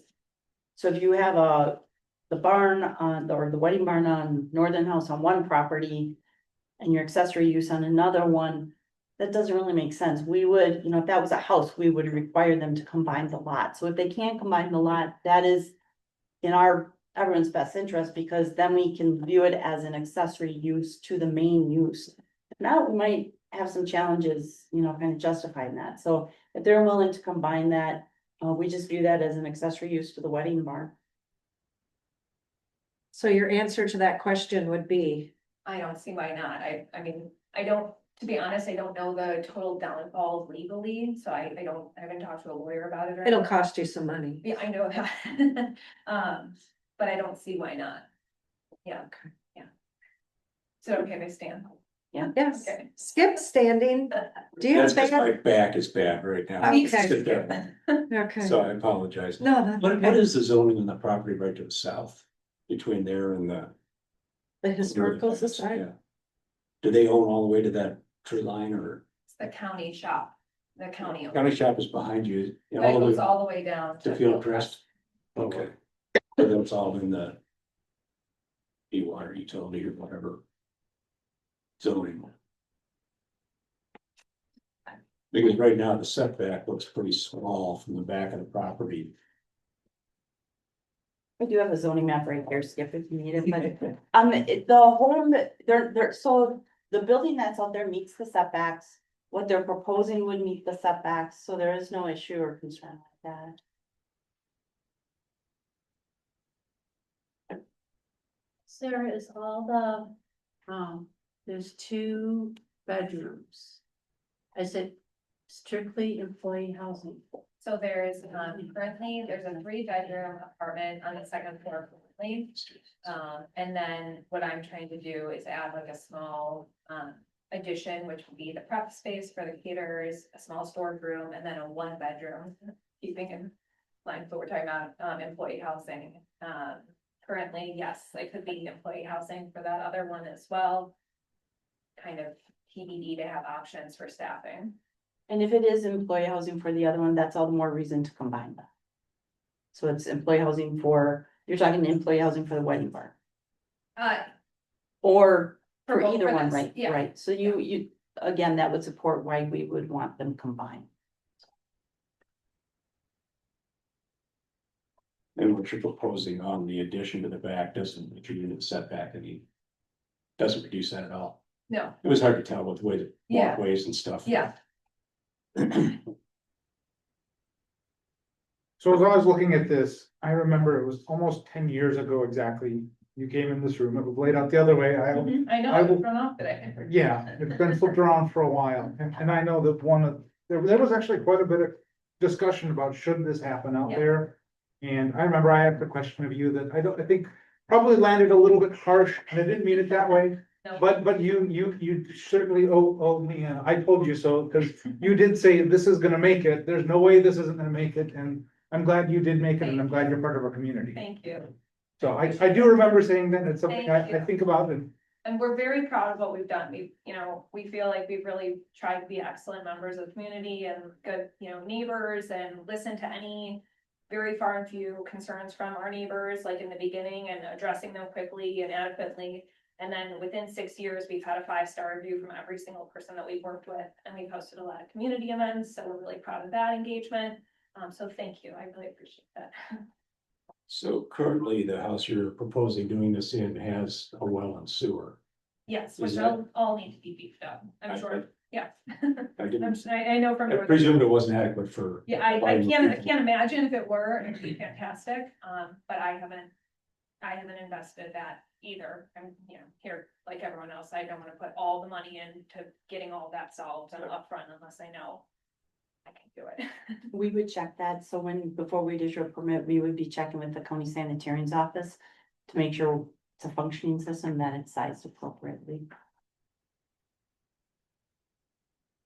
I think it's a great improvement to that property. Oh, I like the type. I could look at that. Yeah, Yeah, for the last, sorry. for the last how many years has Yeah. that Tyvek been Yeah. a flat top? Yeah. Well, a carpenter's house, is always the last on the list, hence, And the side siding. facing the road is, Yeah. is the last side to be finished. And as usual, your presentation is perfection. Thank you. I remember going through it with. I Yeah, didn't wanna let anyone down for the last one. I felt very good leaving that meeting. I mean, I have no concerns, no questions. It's absolutely gorgeous. Love the color.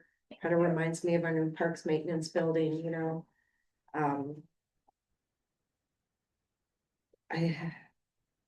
between you and Julie staff report, it's right on the money. Awesome.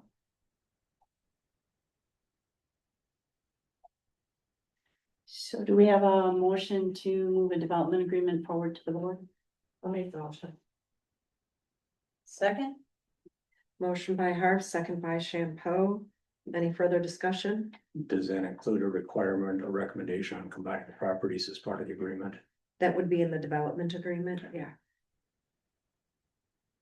All those in favor respond with an aye. Aye. Opposed, motion carried. Thank you so Thank much. you. Can I just stop real quick? Beautiful. We forgot to ask, is there anybody in the audience that has anything, comments on it? Sorry about Well, it that. wasn't a public hearing. Yeah. No, you're right, but they still might have comments on it. That was item 4.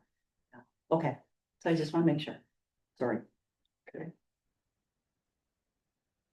Thank you, All Sarah. right. I'll be in contact with you about what your next. Okay, awesome. Thank you so much. All right, 6D, site plan review, change of use, tavern to retail, Two Coast Trading in the Country Walk Shops, Unit 32. To me, this is no concerns, no issues. So just real quick, as the staff report showed, they're buying the Little Vegas Tavern, which has, gambling machines, et cetera, and they want to turn it into the resale store, as you've seen here.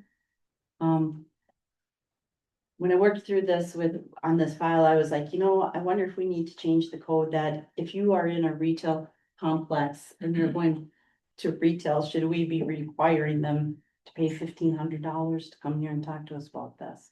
That's something I think we need to talk about. But aside from that, when I reviewed this, I saw absolutely no issues. There was plenty of parking there. We had no issues at all as far as from a zoning perspective on this. We have a motion, well, there are, the applicant is here as well as his friend. So if we have questions, they are here. Otherwise, do we approve? I will just make a motion to approve as presented. Second. Motion by Berto, second by Boxy. All those in favor? Aye. Opposed? Motion carried. Yay. Great, thank you very much.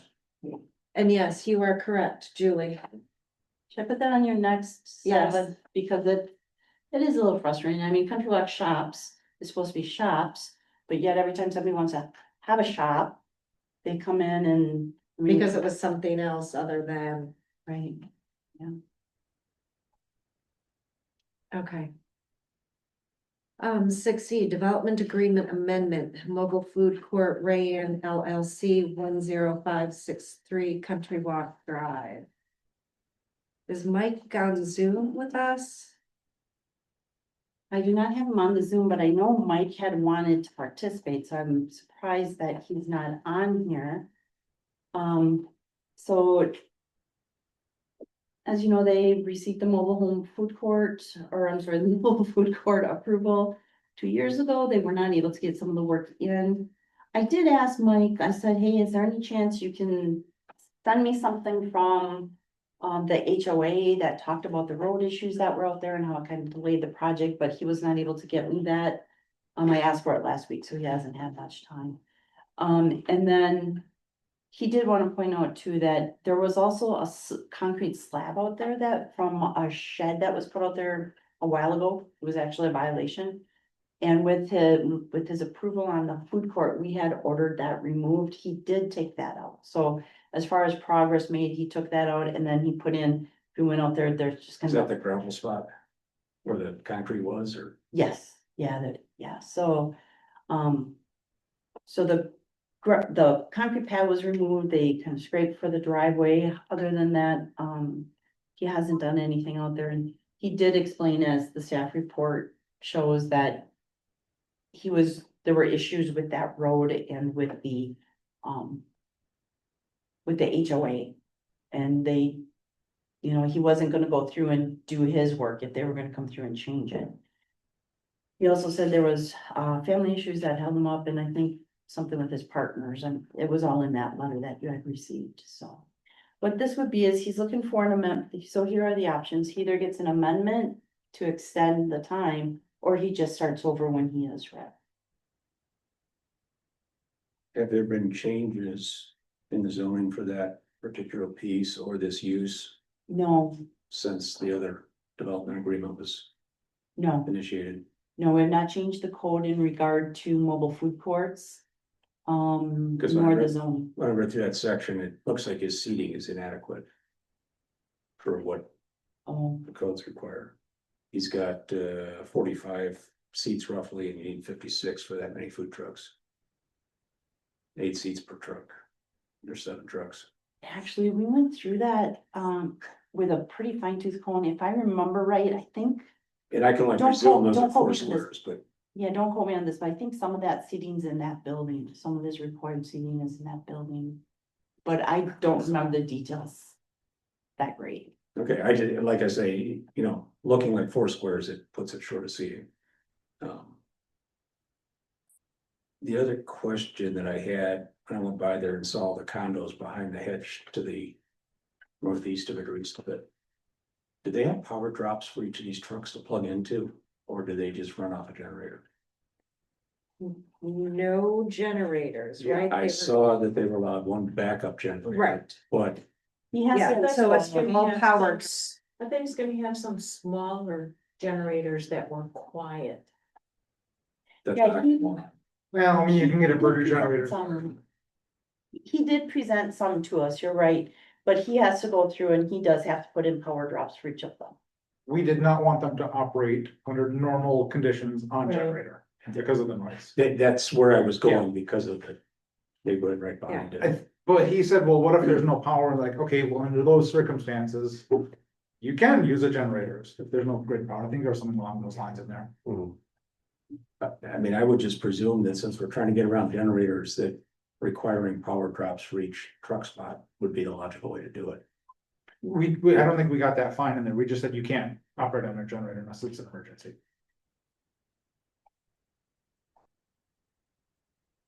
Did we have a development agreement? Yeah, I have the development agreement right here. I have to admit that I'm kind of thinking that with all the other projects he was able to do in the meantime, and not this one, that doing a new development agreement is the way to go. I mean, we're not really changing anything with it though. Yeah, Laura. I am concerned about this whole project because he's got the project going in Ephraim, which he started about 2 years ago. It's not done yet. It might be completed, but he said in his letter, he hopes to have it open in 2026. And then for this, he says, I hope to get this going in 2026 or 2027. Because he's had a difficult time securing funding of 1.2 to 1.5 million dollars. And that was how long ago? 2 years almost, the development agreement. Prices have gone much higher now. His own investors were concerned about this not being a viable business. I don't understand how he's gonna generate enough money for 5 months out of the year with food trucks. And he's also, That's not our Yeah, concern, that's not. whether or not he's profitable. so we don't care if it fails and we have an empty food court? Or We a do, food truck but we court? can't, that is not our role as planning I have a commission. real problem with that. And,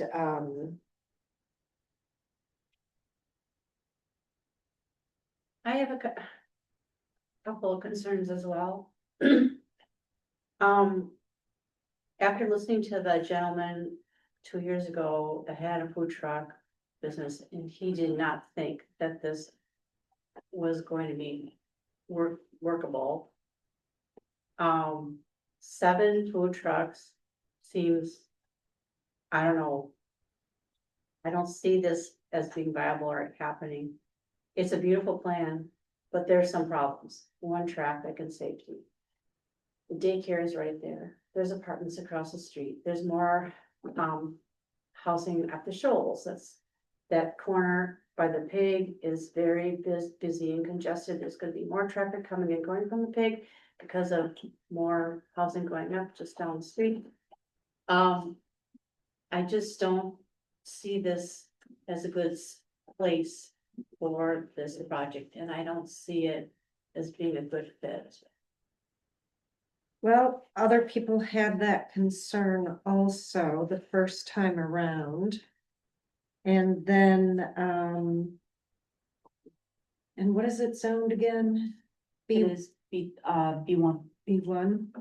And then I brought up, which I will do this time again, all the things that it could be Right, you did. and be what. Yeah, you did.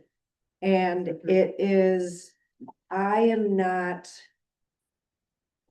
as swayed by the daycare being there or apartments being there. It is a commercial district. At some point in time, there it will be a Something. business there. And anybody who,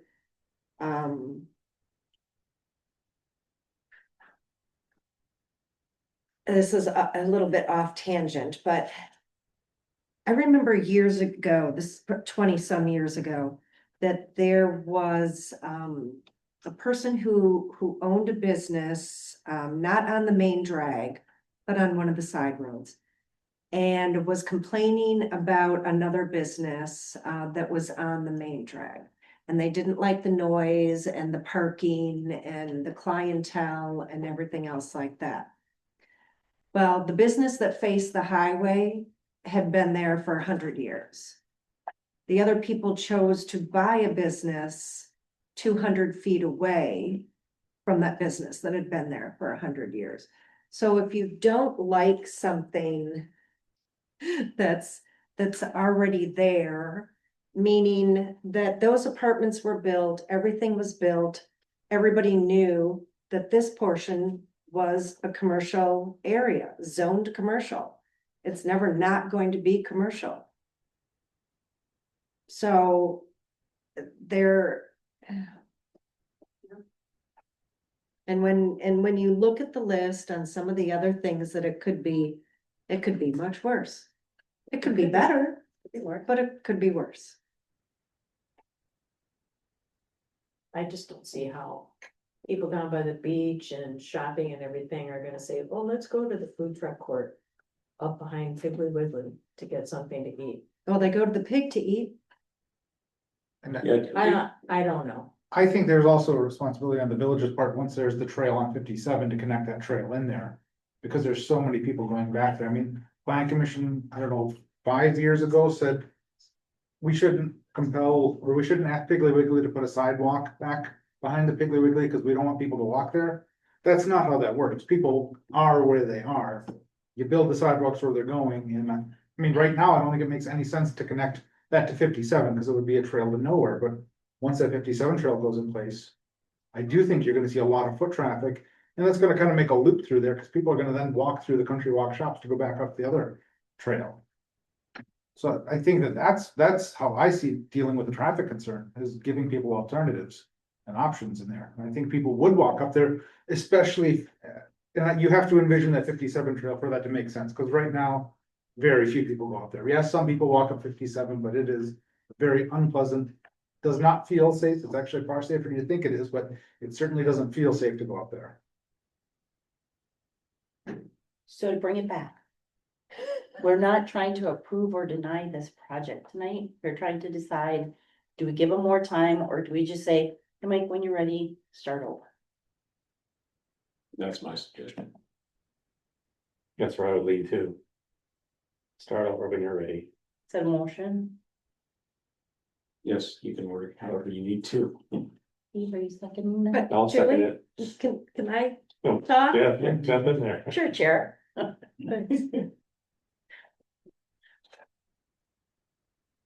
I think it was Mike is a guy who's got a lot of irons in the fire at any given time.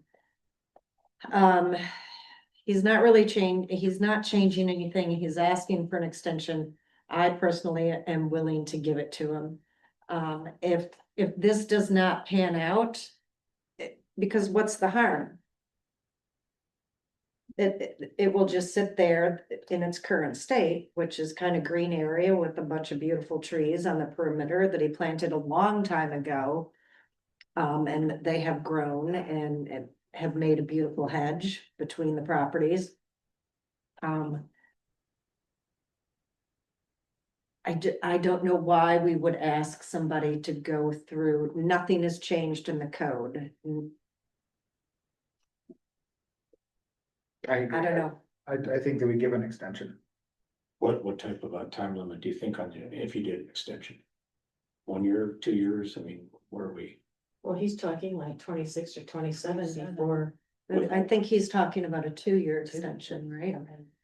He didn't give us a time, an exact date, he just said, like Laurel said, that he's looking at 26 or 27. before was we get it. back to it. I mean, I guess, if there's some concern from some members, we could give him a year extension. And if we see that there is progress and he's moving on it, then we can add the additional year, to it to get the whole entire thing done. But if we don't see anything in a year, then we can say, come back and talk to us. Yeah, I mean, my goal is motivating. And so whatever it takes to get that. So I mean, I think would be a compromise, I mean, Doesn't mean if he comes back next year and we want to extend another year, we can, but that gives us a touch point with him.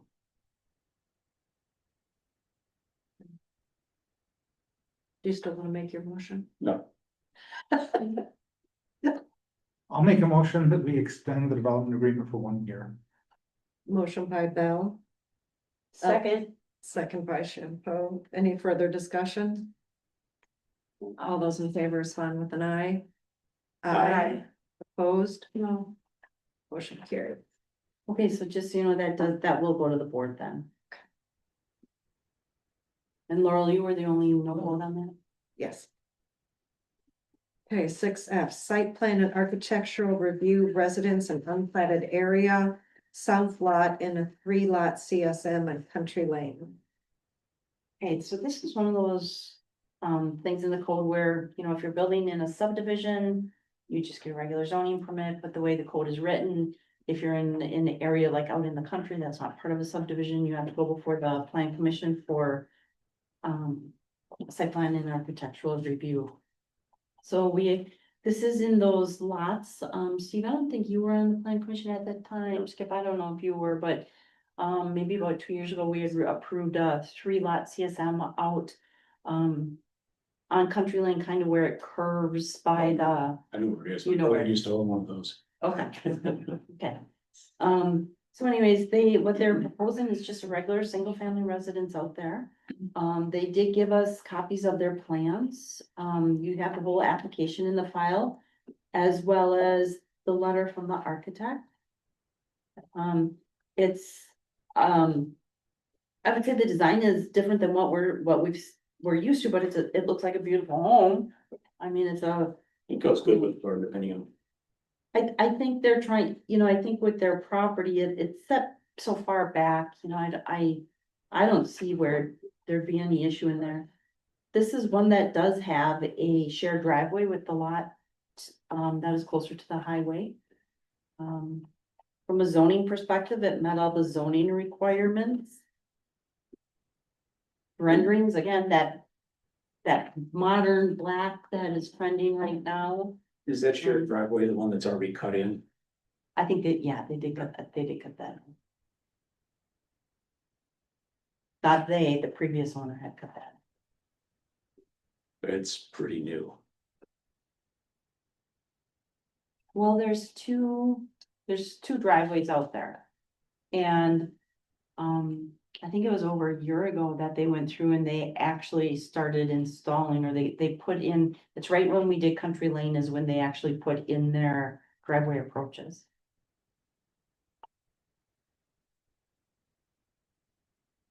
Julie, the seller put that shared driveway in there as part of the selling the lots. Okay, to get it sold. Okay, so we haven't met in person. Are you the architect or the owner? You're the architect and you're the. Oh, okay. The architect, this is my wife, Alejandra. Okay, I'm sorry. So it's for us. I'm sorry. You know, we emailed and did not meet in person, so I wasn't quite sure there. So, do you have anything to add to it, what was presented? I mean, it was pretty thorough, your Yeah, plans were. I almost thought I was gonna be able to get out here without saying anything. No, I mean, it's just, yeah, we're looking for, I don't know, we were looking for a place to build a second house, and Alejandro brought us up here to Door County years ago, and we checked it out and fell in love. And what was it, year and a half, 2 years ago, that this property, we looked at other properties and just didn't find one that worked within Door County. We found this one. Walked it, fell in love with it, and started working on the designs for it. So we're working with Keelan's Construction, and they're ready to go, but looking for a plan commission approval tonight, hopefully. And then we'll be submitting for building permit, hopefully in November, and then start construction. I think they said about 8 or 9 months schedule. Who's the artist?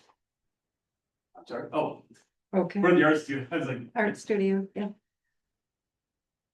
Yeah, Nick, I have a question and a comment. My question is this eventually gonna be a business that's gonna be open to the public for your artwork?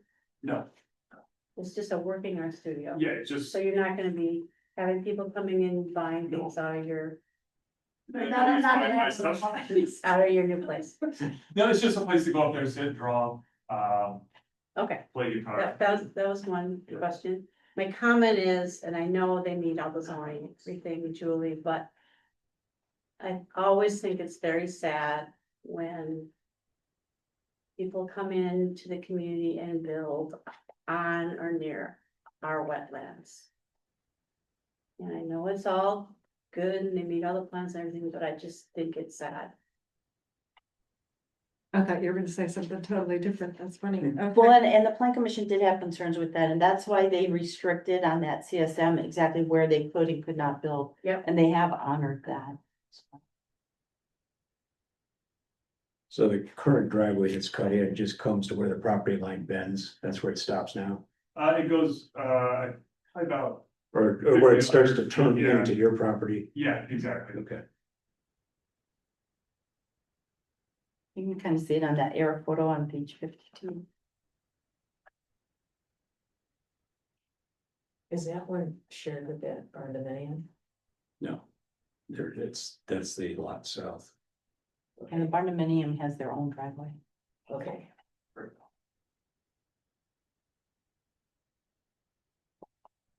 If there's nothing else, a motion to approve as presented would be appropriate. I'll make that motion. Motion by Ben, second by Heidler. All those in favor respond with an eye. Aye. Aye.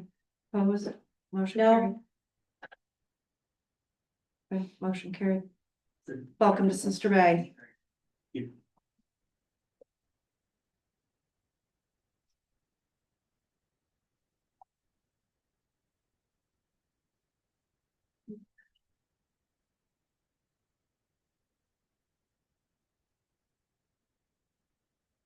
Okay, 6G, non-conforming signage, Serenity Spring, 10560 Applewood Road.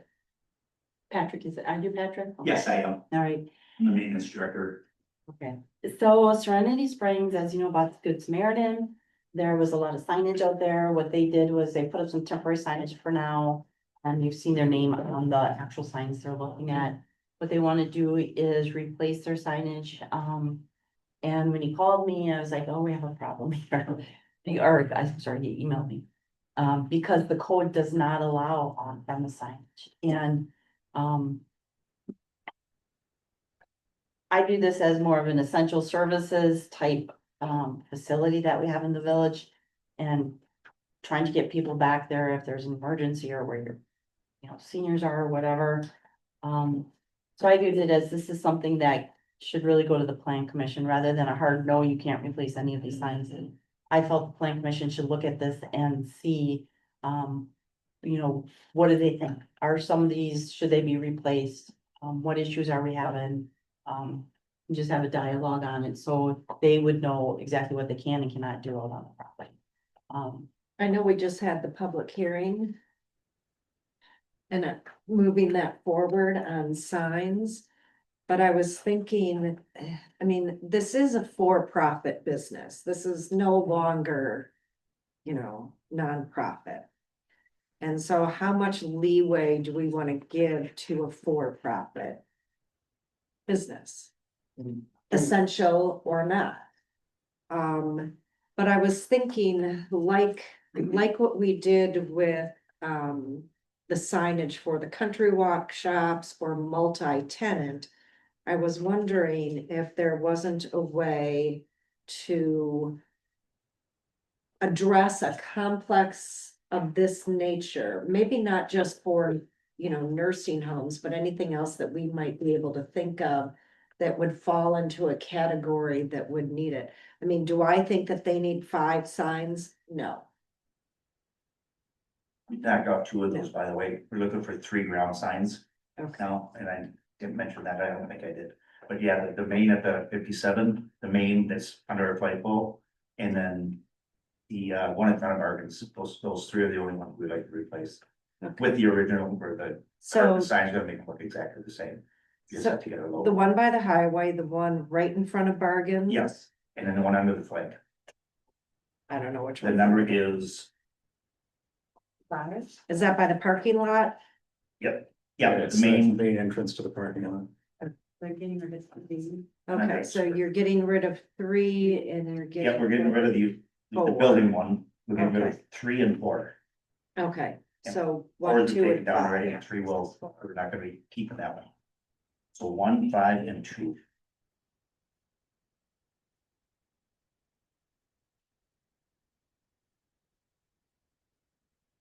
We have discussion time now. Yeah, go ahead. I kind of get how initially up here, that many signs was important before everybody had their phones or their maps in their car. So finding your way to a place is a whole lot easier. So reducing the number, I think, is definitely something we should be looking at. I think a facility with multiple entrances like this, like you kind of already said, Julie, should be treated as a multi-tenant. Where you've got, saying they've got different life stages, different buildings. So somebody going there would be able to identify where they go within the complex. So having one of those on the entrance, I think is appropriate. Now, we have not seen a design of the signs. They just want to know what they have to prepare for, and What that would be would allowed. come back to you and I. My question on, the highway sign, Yep. because it had bargains and scanned on it, Yes, is bargains still gonna be on? it's this? not. Okay. Does that mean the Serenity Springs sign would be bigger than what's there now? It'd go that full length? Yeah, so it's gonna be wood, just like all the other signs, all wood grain with a barrier around it. And with an arrow right here on the main sign, that's all it's gonna be. Because anybody want to copy this? It's a logo. So. Yep, there won't be any bargains, just that and an arrow. Okay. So it'd be larger than what's there right now. 1 is 3 by 8 is 24 square feet. It'll be the exact same sign. Hartman's is the one that set me up with this. They have the records for when they made these signs. Her father, I guess, did. And so that's where we have 24 square feet, 24 square feet, and 12.6 square feet, all totaling 60 square feet. Those 3 signs. You go through that, so the out by the highway is 24. 24, yep. The one by Bargains is Bargains is, that the 12 square foot one? yeah, let's see, yes. And that- Assisted, yeah, that's 24 square feet. And then And then the other one main is 24. entrance, that's 12.6 square feet. So we have one off-premise sign in the village that I'm aware of. Am I not thinking of it? Because I know we've had one we've talked about since I've been on planning commission, like Ken Church's. Yep. Is there any others that I'm not, that we haven't talked about? or- Country House is Okay. off premise. Okay. They're off premise.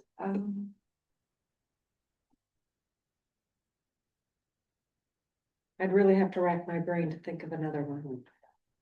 So. Is, what grounds would somebody else have to say, okay, well, you let them do it, how we wanna do it? What precedence is set, or is this pre-existing non-conforming use that is still a pre-existing non-conforming use? I think in the meantime, if we approve this, I think we come up with language again. That pertains to. Kind of it's kind of like a tiered business. Right? You have the nursing home, you have the villas, you have the meadows, you have. And that's what I was saying, the signage within the property identifying those, I think makes sense, treating that part multi-tenant. I'm not sure we need wayfinder signs to get people to the place like you used to need.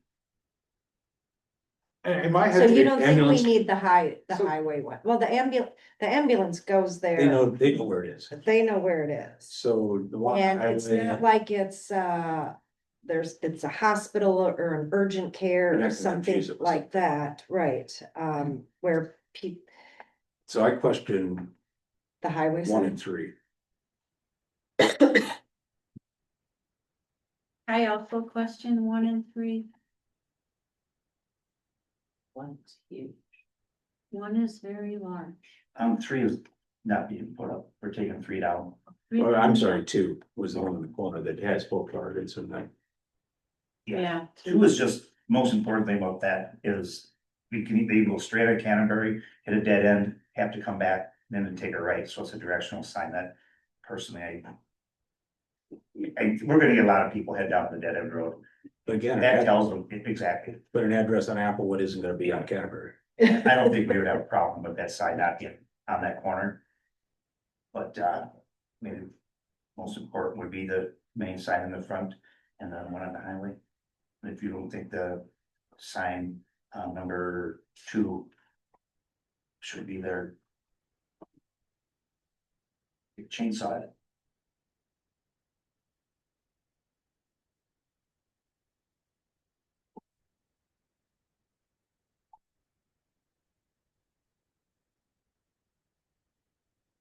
I will make a note too that, you know, they still do get wall signs and things like that, so, you know, don't give up everything over there, cause you do get some wall signs and, depending on the size. And then, of course, we look at signs that are visible from a public road, so if there's stuff further in the lot that's not visible from the public road, we're not gonna regulate it. So some of those directional signs, once you get further into the development, aren't regulated. Right. And, but even the ones that you see from the road are necessary identification. Because of the different lifestyle situations you got there. So those I think make a lot of sense.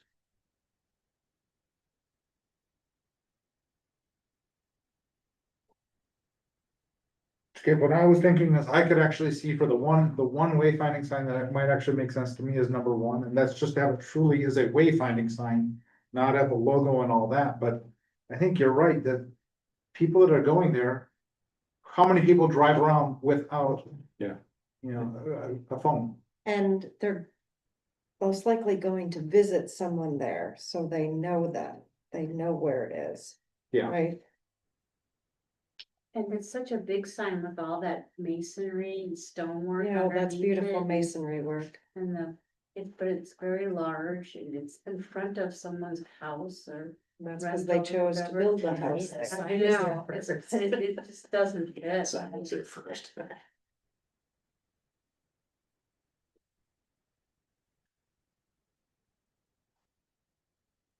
I'm sitting on the fence. I can go either way, depending, you know, whatever the majority of plan commission thinks. I think we just have to also look at the precedent we set and who else might be looking for.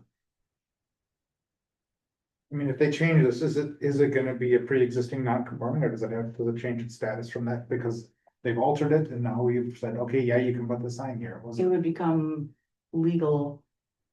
Not would- conforming. It would be, Yeah. it wouldn't be non-conforming anymore, we would have, I don't think it's worth it to. But I think that people will still find Serenity Springs, and I think it's. Yeah, I don't think it's needed, I don't think it's permitted under our code, more importantly, whether it's needed or not.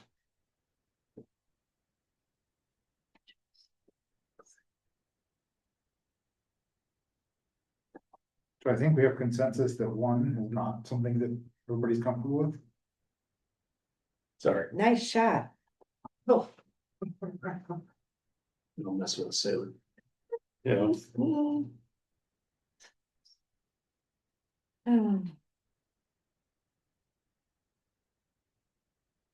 So do we think 2 and 5 are okay then? I mean, 2 is on a separate lot, isn't it? It's, Yes. so That's still off premise. Well, it's mixed use, cause doesn't that one also have bargains on it? No, they're it's separate. separate, you know. Oh, they were, okay. I trying to remember when I drove through there. Continuum does own that property. Pardon? Continuum does own the property, the Bargains is on that yard and everything, we mow all that. So it's the same owner. Denise, do you remember what kind of sign does the clinic have on it? You have one sign, right? And is it facing the highway or is it when you come into the parking lot? You know, I go there so often. It's I paid facing no the- attention. It's facing the highway. It does face the highway? I'm not got a picture of it, but. Are you trying to go to Google Maps or something and see it? I mean, I guess if they wanted to put that all into one parcel, then that would be where Bargains is, they certainly could. Do that and it would be on premise then, but right now it is a separate lot.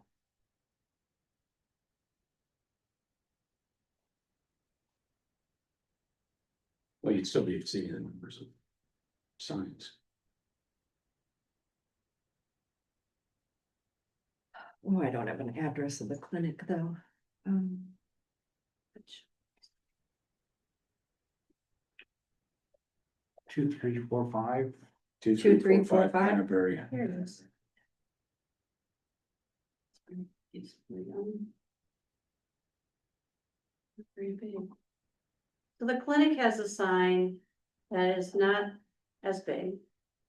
And it seems, it faces the highway, but it's farther back from the highway or the road. How did you find that on Google Maps? It is showing the old clinic there on mine. No, I just found it under their website. Oh, okay. Yeah, because they don't even have the new building on here. And that is the only sign that they have. That's just a temporary poster. Oh, she was talking about the clinic. Oh, I'm sorry, I walked up to their sign, same exact signs, it'll be for whatever you approve.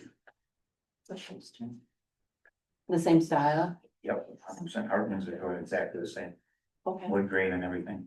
okay. She's the one that told me to come and see you guys, because I wasn't aware that I needed a permit, I thanked her, by the way. Okay.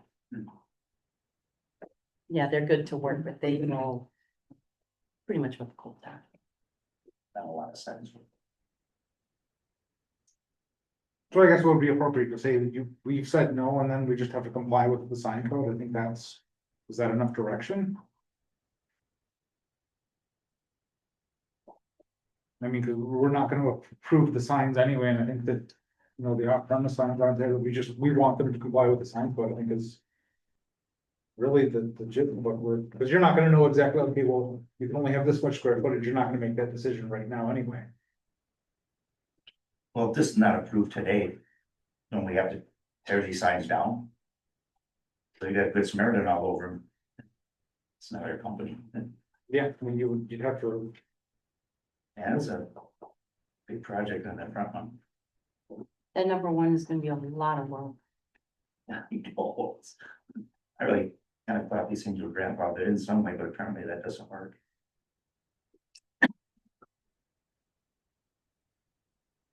Does somebody want to make a motion? so are you saying that we should deny the sign request, and is that all the motion we need, or do we wanna? You could make a motion on what you allow to be replaced and what you don't allow to be replaced. I'd like to make a motion that we approve sign 4 and 5. Let me see. Well, isn't 4 something we can do anyways, because it's up against the building, isn't that what your letter said? Yeah, Which ones were you saying And you 5 don't too. wanna have? So 1, 2, and 3. 1, 2, and 5 is. one, Which ones don't you wanna have though? As the 3 and 4 were facility? taken down. 3 and 4 are taken down, okay. And what was your motion, Patrice? well, my motion was to approve sign 4 and 5, but he said 4 is out of the mix anyway. Okay, So then if we 4 is out of the mix, then I guess I would make a motion that we approve sign 2 and 5. So they don't get lost. Apple. On Canterbury Lane. I'm not comfortable with two. No. Myself. I'd rather have one there, just because it's been there forever.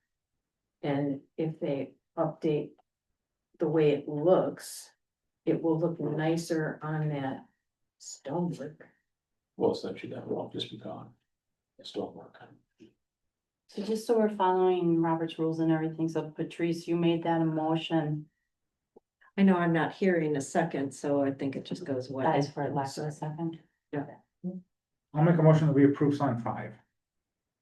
I Motion second by that motion. Bell, second by Shampoo. Further discussion? You guys moved too fast because I was hoping to include to allow signage on the entrances for the buildings on the property also with that. We can do that as a separate motion. Or that might be allowed Yeah. already in the code, so we might Yeah, not that was do a that. multi-tenant discussion before, so, yeah. I don't want to exclude those. Okay. All those in favor respond with an aye. Opposed? Motion carried. So what exactly just happened? So I can what? tell my boss. So Patrick, what they said is the only sign that you're allowed to replace is the ground sign in front of the parking area, the entrance. Number 5. Number 5. Right. And then by the way the code is written, the other ones would all have to be Removed. right. And we're just talking those ground signs, okay? Said, We're talking the ground signs because wall signs and stuff like that is regulated differently. just let them know that, just gonna assume everybody has GPS. Okay.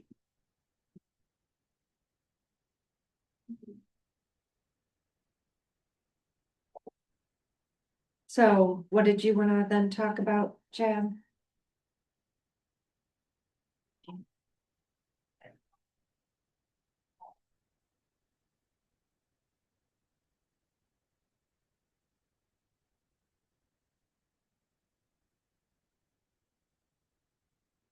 Pictures. Okay. Sorry. So Skip, did you wanna talk about something else then? No, Oh, okay. Julie covered it, she can work with them to do the Okay, wall signs. Yeah. So that's all good. okay. All right, Oh, 6H, Development Agreement Amendment, Basement Revision, Preserving Foundations, 2387 Ava Hope Court. okay, so this is one we, newer members aren't familiar with it, but, a while ago, we had, approved the development agreement for Paula Anschutz to move a fourplex onto her property on Eva Hope. And what she had 2 development agreements going on, one had a basement plan, one did not. She signed the one that did not have the basement plan. But then what she put out there actually had the exposed basement where you could walk into it. And then she went and put some additions on it to access the basement. They meet setbacks, but they're not what was on the development agreement. So this is to seek in a development agreement amendment to include that basement and those basement additions. It would have been helpful if we had a picture of what's actually there.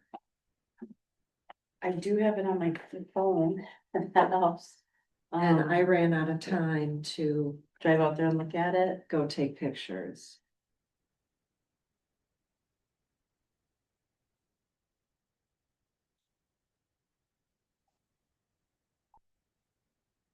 It's the addition on the side of the stairs. On each side. Does anybody else want to see pictures?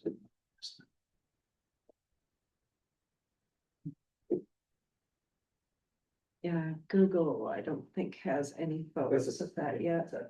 So that's what the covering over that stairway going to the basement looks like. It's just a. Okay. Yeah. Basic overall.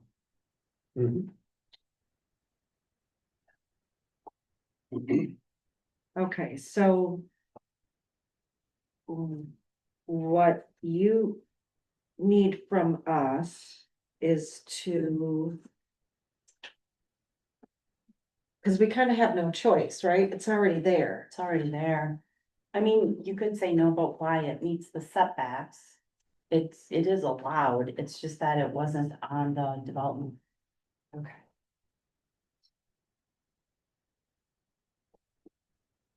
I think we should let her amend this, get this project going and finished, so she can move on and everybody will be happy.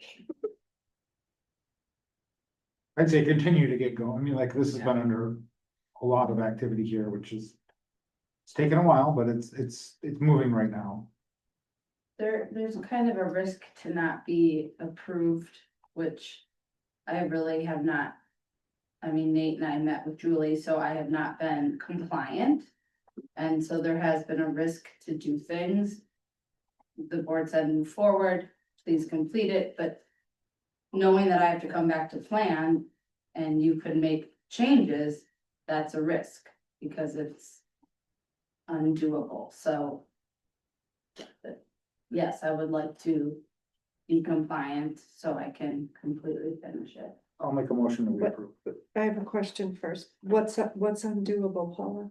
Like the basement and the Oh. decks now, like we, you know, when we met, the contractor was supposed to be there August 10th. He ended up reaching out to you and coming in October, but they're on, and to undo that, I mean, would be a lot of money to undo anything that has been done.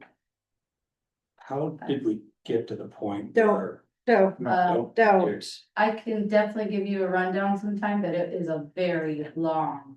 Go see Paula at the I- bowl. Long. It was a short question, not a. No, Okay, no. a long answer. Like, We're not rehashing that here.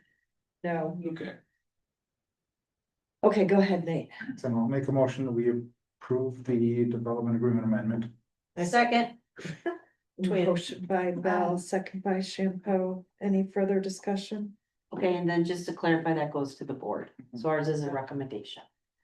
All those in favor? Aye. Opposed, motion carried. Okay. 6. Proposed contract zoning map update, Bay Lake Regional Planning Commission. Okay, so, as you know, we adopted a comprehensive plan in spring. State law says within a year, you have to have all your decisions consistent with that plan. What that means in the planning world is they want you to have your zoning map consistent with your land use plan. We haven't had time to do anything this year. I did reach out, there is money left in our, planning account in the budget, so I did reach out to Bay Lake to say, hey, you know, if you were able to help us, what would that cost? Are you able to help us yet this year? And they said, based on the amount of changes we have, which unless we redo everything, it'd be very expensive, but if we're trying to make the zoning map consistent with our land use map, it shouldn't take too long. You know, there's a lot of mapping involved on their part, but really, the major changes between our zoning map and our land use map was we added a lot of residential. So that would have to be updated, and then the tricky part is, if you remember, we have woodland areas, so you have some lots that are perhaps part woodland, part residential.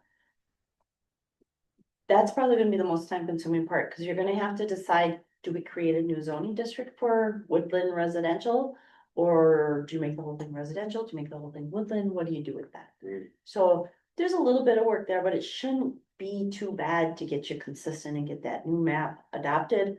Unless, of course, you wanna go, make some major changes. There is one property that has reached out to me that would like to discuss, what their property is gonna be under this new map. So we do have people waiting to see what happens with the new map. It's a property on Sunset. So again, this is one where Bay Lake said, yeah, we have time, we can help you this fall. It might extend a little bit into, January, but they're gonna try and get everything done. It really depends on how much time we can devote to it and what we do. It is the end of the year and it is the holidays, but, They're gonna try. So this is, do we want to pursue that? And here is the contract that would be involved. Or are you gonna do it on, I'm gonna be gone. So are you gonna do this on your own? Or are you gonna fall out of compliance? So. So I make a motion, we recommend to the village board to enter into the contract as presented. Second, Motion by Berto, second by. Two issues I see with this contract. One, I don't like having a contract that you're gonna do this and it's gonna cost less than $20,000. I'd love to have a rate schedule in there. That doesn't mean we can't approve this, but just to say. This, not even saying this is how many hours it is, but saying this is what our fee schedule is for this. It takes however long it takes, but instead of just saying up to $20,000. The other thing is, I would like it to say the right name on there because it's still got somebody from Pewaukee County as a signature. Under Village of Sister Bay.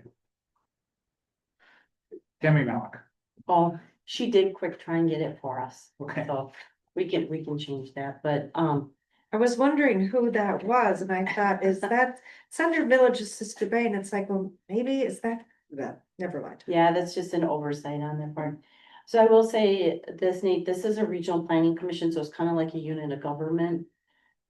It's not like your typical architect or a private company or engineer that you're contracting with. So it's not uncommon that you see different types of contracts and you don't see those hourly rates. Because what they do is they're pulling all hands in deck, right? And when they were working on the outdoor rec plan, they're pulling in their GIS person, they're pulling in this person to try and get that project completed for you. So that's why when you're looking at those Bay Lake ones, you're not seeing hourly rates. I mean, but $0 to $20,000 is a huge range. You just have some idea on that, more than less than $20,000. They don't, but keep in mind, they don't know what you're gonna want. They don't know what you're gonna do. And let's be honest, we took 3 years to work on our outdoor rec plan. We took quite a while to work on our comp plan. So we have to, and we make a lot of changes, right? We make a lot of changes. So they're trying to do their best guess saying, I don't know what it's gonna cost. A normal community, not normal, but some Oh, communities. yeah, are we're like- not normal, it's okay to so say some that. communities are this, so I think they're just trying to make sure we can budget appropriately and they're covered as well, saying, look, we're gonna do this, we don't expect it to go over $20,000. But they really can't tell us more than that, because they really don't know exactly what's involved. What is the benefit of the interactive map? And what's the cost related to produce that and to host it? So an interactive map is something that can go on our GIS layer. So right now, if you go on the county's website, they don't have our data on there. Megan Barnes, our utilities director, was originally gonna come here tonight. I see she's not on the call anymore, but she was gonna come and do a demo on the new GIS site. And what they would do is they would give her the layer, our new zoning layer, which would be integrated into our GIS site. Now, what that means is the public, people could go on and you'd be able to navigate this new county GIS system or this county mapping system. And you'd be able to see your zoning online versus the old map that we have, the paper map, So it's a matter of it just being created by them and it's handed off then to somebody else that. to us. So is that going to, like, cause we've got our GIS, which is different than the county GIS. But you're saying that this also is going to be a layer that we give to the county, so that'll be on the, No, it's a layer, a layer they give to us. To Megan, okay, so. Bay Lake will give us the layer and that'll make it into our Right. internal, but that doesn't mean it's gonna make it into the county GIS. they work with the county, so I believe that they would, I mean, we can request that, but I believe they would give it to the county anyway. Because they're exchanging data all the time with the county. As a matter of fact, they use the county data data in our land use planning process. Okay. It becomes a layer that we can put in our mapping system. Do you want to make an amendment to the main motion? I don't think I can torture that over there other than just say that. It would be to authorize up to $20,000. But not actually give them a contract that says $20,000. I mean, we've done that before. We said, okay, we authorize staff to spend this much money. Sure. Instead of saying we authorize, there's a difference between saying an outside entity, we're gonna give you up to $20,000 and to have staff. Have some oversight over that. Especially when we're gonna have staff change over in the duration of this contract, almost certainly. I'm not saying Bay Lake is inherently nefarious, but it just, to say you can have up to this amount of money, I mean. I don't, that doesn't sit well. with me. I don't dispute that we need to do this. So how Well, is it's- it actually different if the board authorizes up to $20,000? Well, I mean, what they're doing, the contract they gave us says time and material up to, so all we have to do is ask for accounting of their billing. When they bill us, Right, which Vlad will that's have, a board level thing. yeah. They give us that anyway, Right, they that's show what I'm us the saying, number of that's hours. a board level thing, it's. Yeah, I And mean. the fact that they wrote the contract. Not to exceed $20,000, so. I mean, that's the same thing as up to 20,000. Well, I mean, I don't recall contracts saying that. I think that when we've spent money like that, we've directed I staff. thought we did that with McMahon. And we had a rate sheet that said, this is what each person costs, and this is what everything is, so there's a breakdown.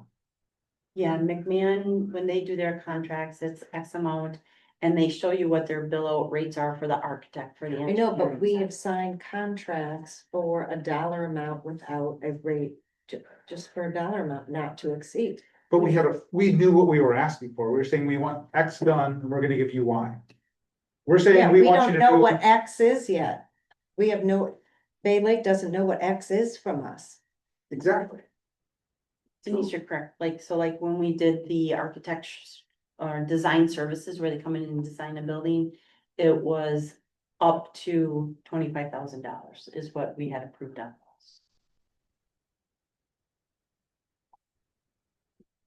I just don't understand the difference. Okay, we don't have a rate sheet and that's really what the difference comes out. We don't know what that is. I mean, like when we're doing a fixed cost for a contract, we have the end product, we know what that is. When we don't have that end product, we've got a rate sheet that says everybody that is involved in this project, and like we did with McMahon, bills out of this rate. If I'm the only one that feels that way, that's fine. I mean, that's, We have that sometimes, I don't think we have that all the time, but we do have that. Well, let's take a vote and find out how the vote falls, and then we can debate it or make another motion. All those in favor respond with an aye. Aye. Opposed, hey, there carried, you go. okay. All right, administrators report.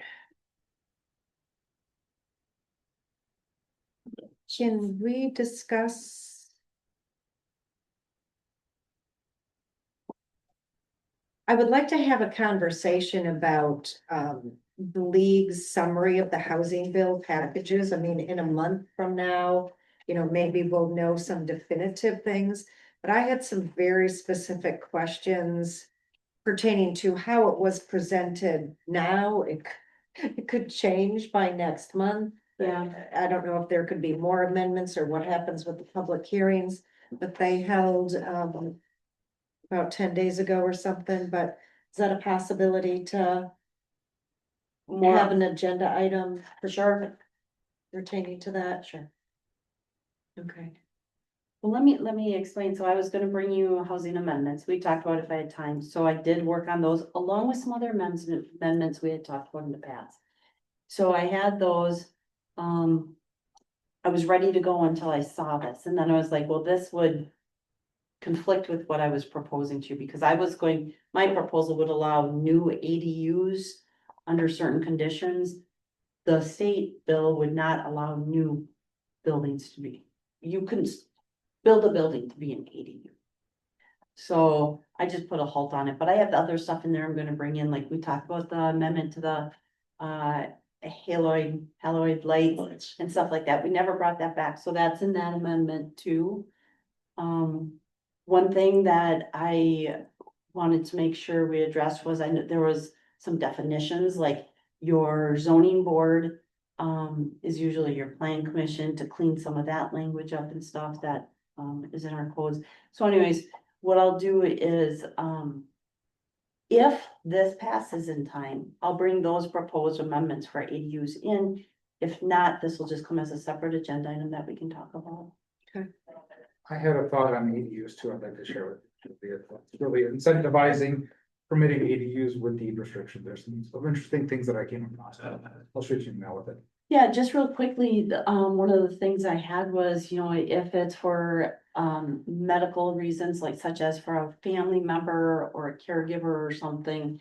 Allowing that versus just wide open ADUs, right? But it doesn't matter, cause we're gonna see what comes up with this, but I'll be Yeah, curious to like, see what you that's have, like yeah. the incentivization you can do for people. If you deed restrict your ADU to not be in a short-term rental, which I think one of the big concerns, you could say, you could waive the setbacks, you could drastically alter the setbacks to say, okay, if you agree to put a deed restriction on this ADU, now you can put this ADU anywhere in this area where it might be very constrained where it goes if you don't do that. And it may make it impractical to do that, but so functionally, I think that there's a lot of incentivization you can do to have people control or to put that deed restriction on there, because you can't compel it, but Sure. I've seen a lot of interesting ideas using that, incentivizing deed restriction. And if this goes through, we're not even It gonna won't be able matter. to have that conversation, so we gotta see what happens. Brett, I don't know what they think they're accomplishing. Look what happened in California. What happened? What happened in California? They've been bringing, I don't know how many tens of thousands of ADUs online after they Oh. they pushed it through at the state level.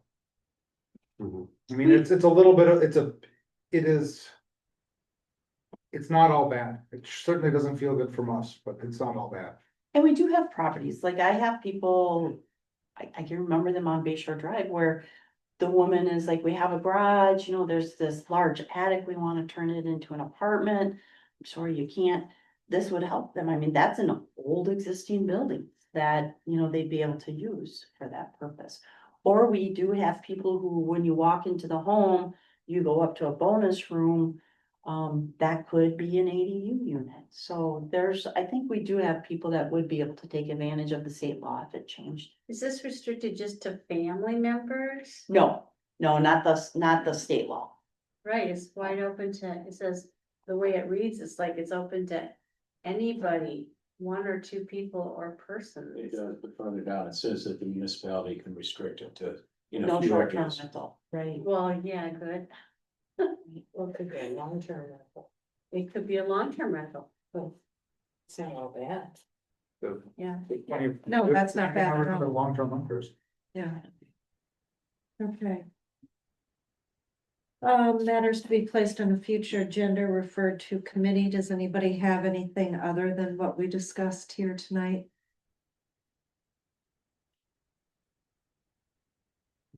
Okay. Now we have to figure out what we're doing for our next meeting.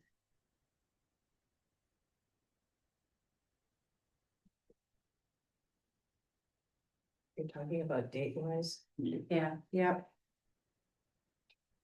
It's the because Thanksgiving is the 27th. Our meeting would be the 25th.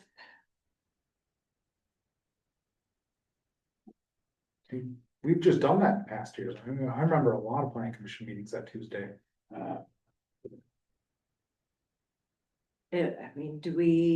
Anybody going out of town for the week? Is that still all right? I think I can pick it. Which day?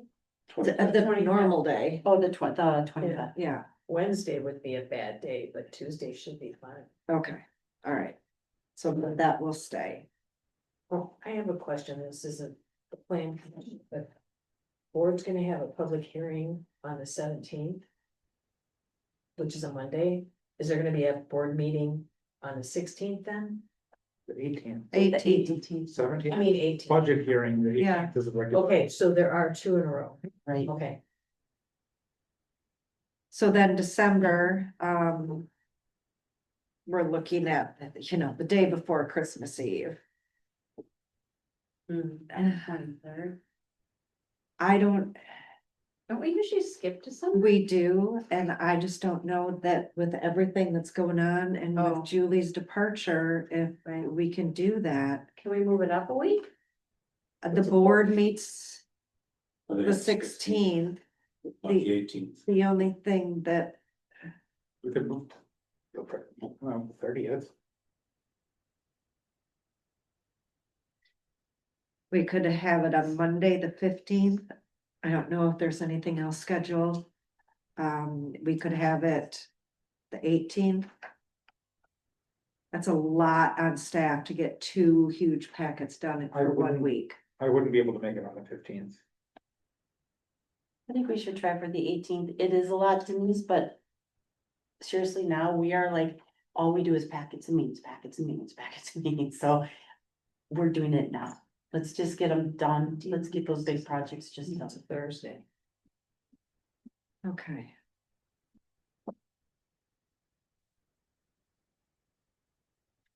Can we make sure, because do we have a parks meeting next Monday? Because it's not at the calendar. So November 1st is November 3rd. It's probably just not added yet. Which this is not a complaint, but when people are looking for meetings. And it's not there, and especially if we're changing the plan commission meeting. I would like that to get on there immediately. I mean, this week. Well, I have to do the agenda in the packet tomorrow. So I have to, Louisa, I have to send it to Louisa and then do the packet, so it'll get out there. Okay. So Thursday, December 18th. Okay. All right, special hearing or meeting for PUD or zoning map to be determined. Well, that is going to be at the November regular meeting. Right, I have for November 25th, it's the public hearing on the PUD. It's the Tim Halbrook Development Agreement Review for his project. And then the zoning map. And right Okay. now, I don't think I have anything else. Oh, and then those housing amendments, depending what happens with that. Okay. All right, then if there's nothing else, is there a motion to adjourn at 8:12? So moved. Motion by Heidler, second by Harv, all in favor? Aye. Aye. Motion carried.